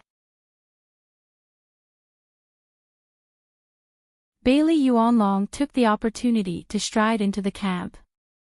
Zhao Mama glanced at Su Donglin and anxiously chased after him. The inside of the tent was filled with Han Yunxi's clothes and shoes, but there was no sign of her. Bailey Yuanlong stood motionless and stared at the curtain. Although he was reckless, this was as far as he dared to go. If he went any further, he'd reach Han Yunxi's bedroom. No matter what, he wouldn't enter.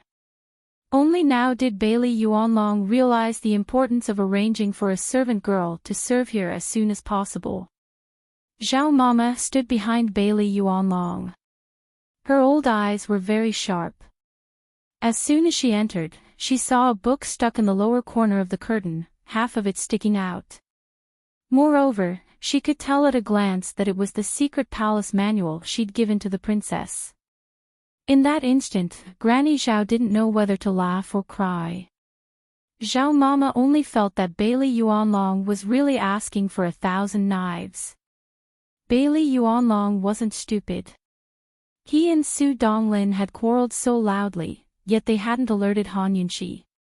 Given Han Yunxi's temperament, she would have come out long ago if there wasn't something fishy going on.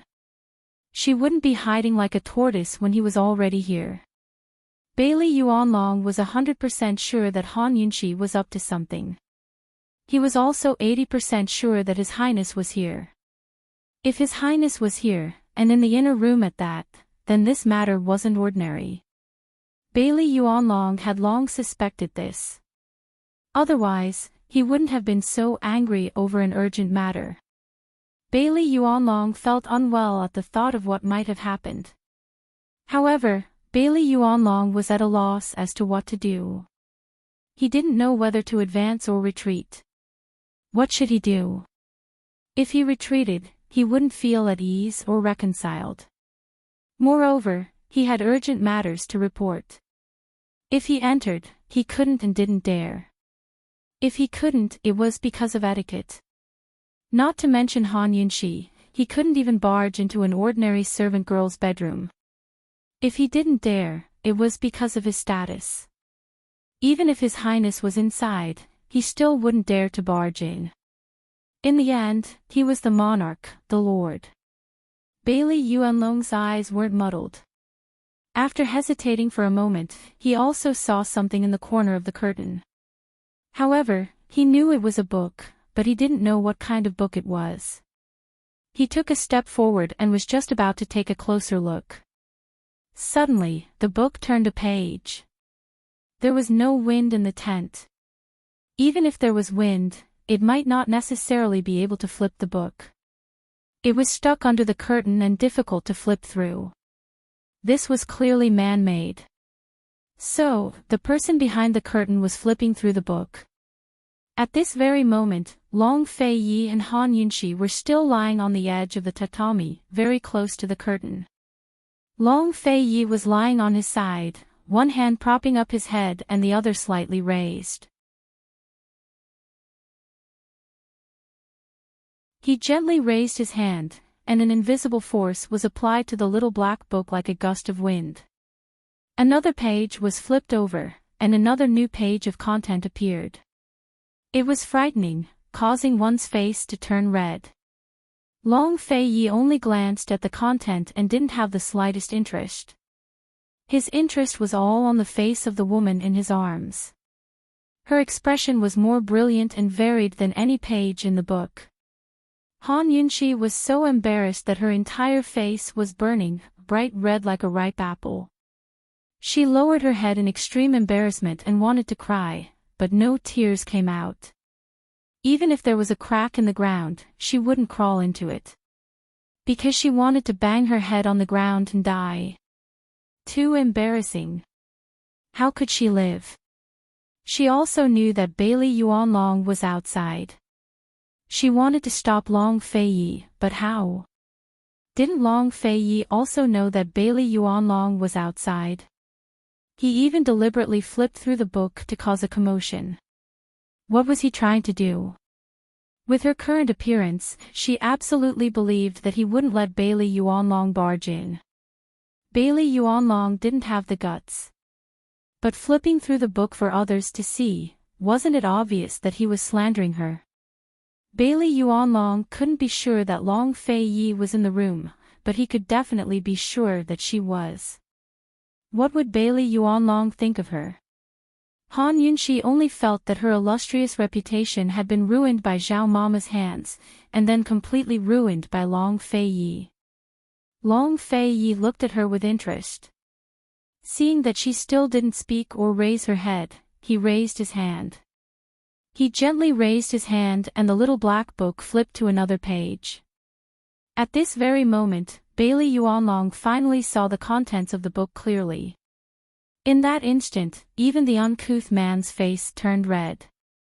As for whether it was from embarrassment or anger, only he knew. Soon, his face turned from red to black. His hands clenched into fists, and his hair stood on end. His eyes were wide open, and his heart was heaving up and down. He looked remarkably like the king of hell. He took deep breaths, as if that was the only way to calm himself down. He opened his mouth several times, as if wanting to say something, but he was so angry that he couldn't speak. How he wished that he'd guessed wrong and that His Highness wasn't inside. Only that slut Han Yunxi was inside. Finally, at a loss, he angrily glared at Zhao Mama. Zhao Mama had originally been thinking about how to divert Bailey Yuanlong's attention and kick the little black book inside. Who knew that the two inside would actually play like this? They'd heard someone come in, but they could still calmly flip through the book.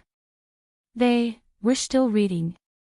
Zhao Mama's 3 views had been completely overturned. She couldn't evaluate His Highness, but her impression of the princess had undergone a 360-degree change. She looked so proper on the surface, but she was so dissolute and shameless in private.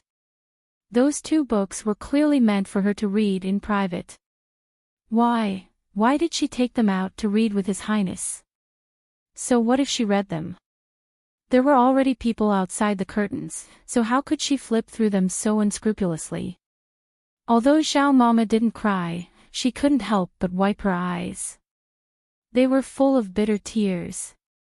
His Highness and the princess didn't need her to worry, so what was she worrying about? She'd better obediently return to stewing her old hen soup. Under Bailey Yuanlong's raging gaze, Zhao Mama lowered her head and bent her waist as she timidly retreated. Su Donglin was burning with anxiety. He hurriedly asked, "Zhao Mama, what's going on? What's going on?" Bailey Yuanlong dared to rush in, but Su Donglin didn't even dare to barge into the outer room of the tent. Zhao Mama patted him on the shoulder and said earnestly, "Boy, be good and listen to me. There's nothing that His Highness and the princess can't handle. Don't worry blindly." With that, Granny Zhao left, leaving Su Donglin in a daze. Inside the tent, the room was silent except for the occasional rustling of pages being flipped. Bailey Yuanlong was like a fiendish god, standing there motionlessly as he stared at the book. In the inner room, Long Fei Yi was in a very good mood. Even Bailey Yuanlong couldn't affect him in the slightest. He admired Han Yunxi's bashful expression as the corners of his mouth rose again and again. Not long after, he finally couldn't help laughing out loud. Ha, ha. Ha, ha. He didn't dare flip through the book anymore. He picked her up with both hands and let her lie on top of him. He looked at her and laughed. Unbridled, and delightful. His unbridled laughter was simply bad news for Bailey Yuanlong outside the tent. Bailey Yuanlong couldn't deceive himself anymore. He, the East Qin crown prince, the only descendant of the East Qin imperial family, was immersed in the boudoir of a Western Qin princess, completely unrestrained. Han Yunxi couldn't take it anymore. She punched Long Fei Yi in the chest and roared, "Enough. What do you want? Those 2 books, where did you get them?" Long Fei Yi asked back.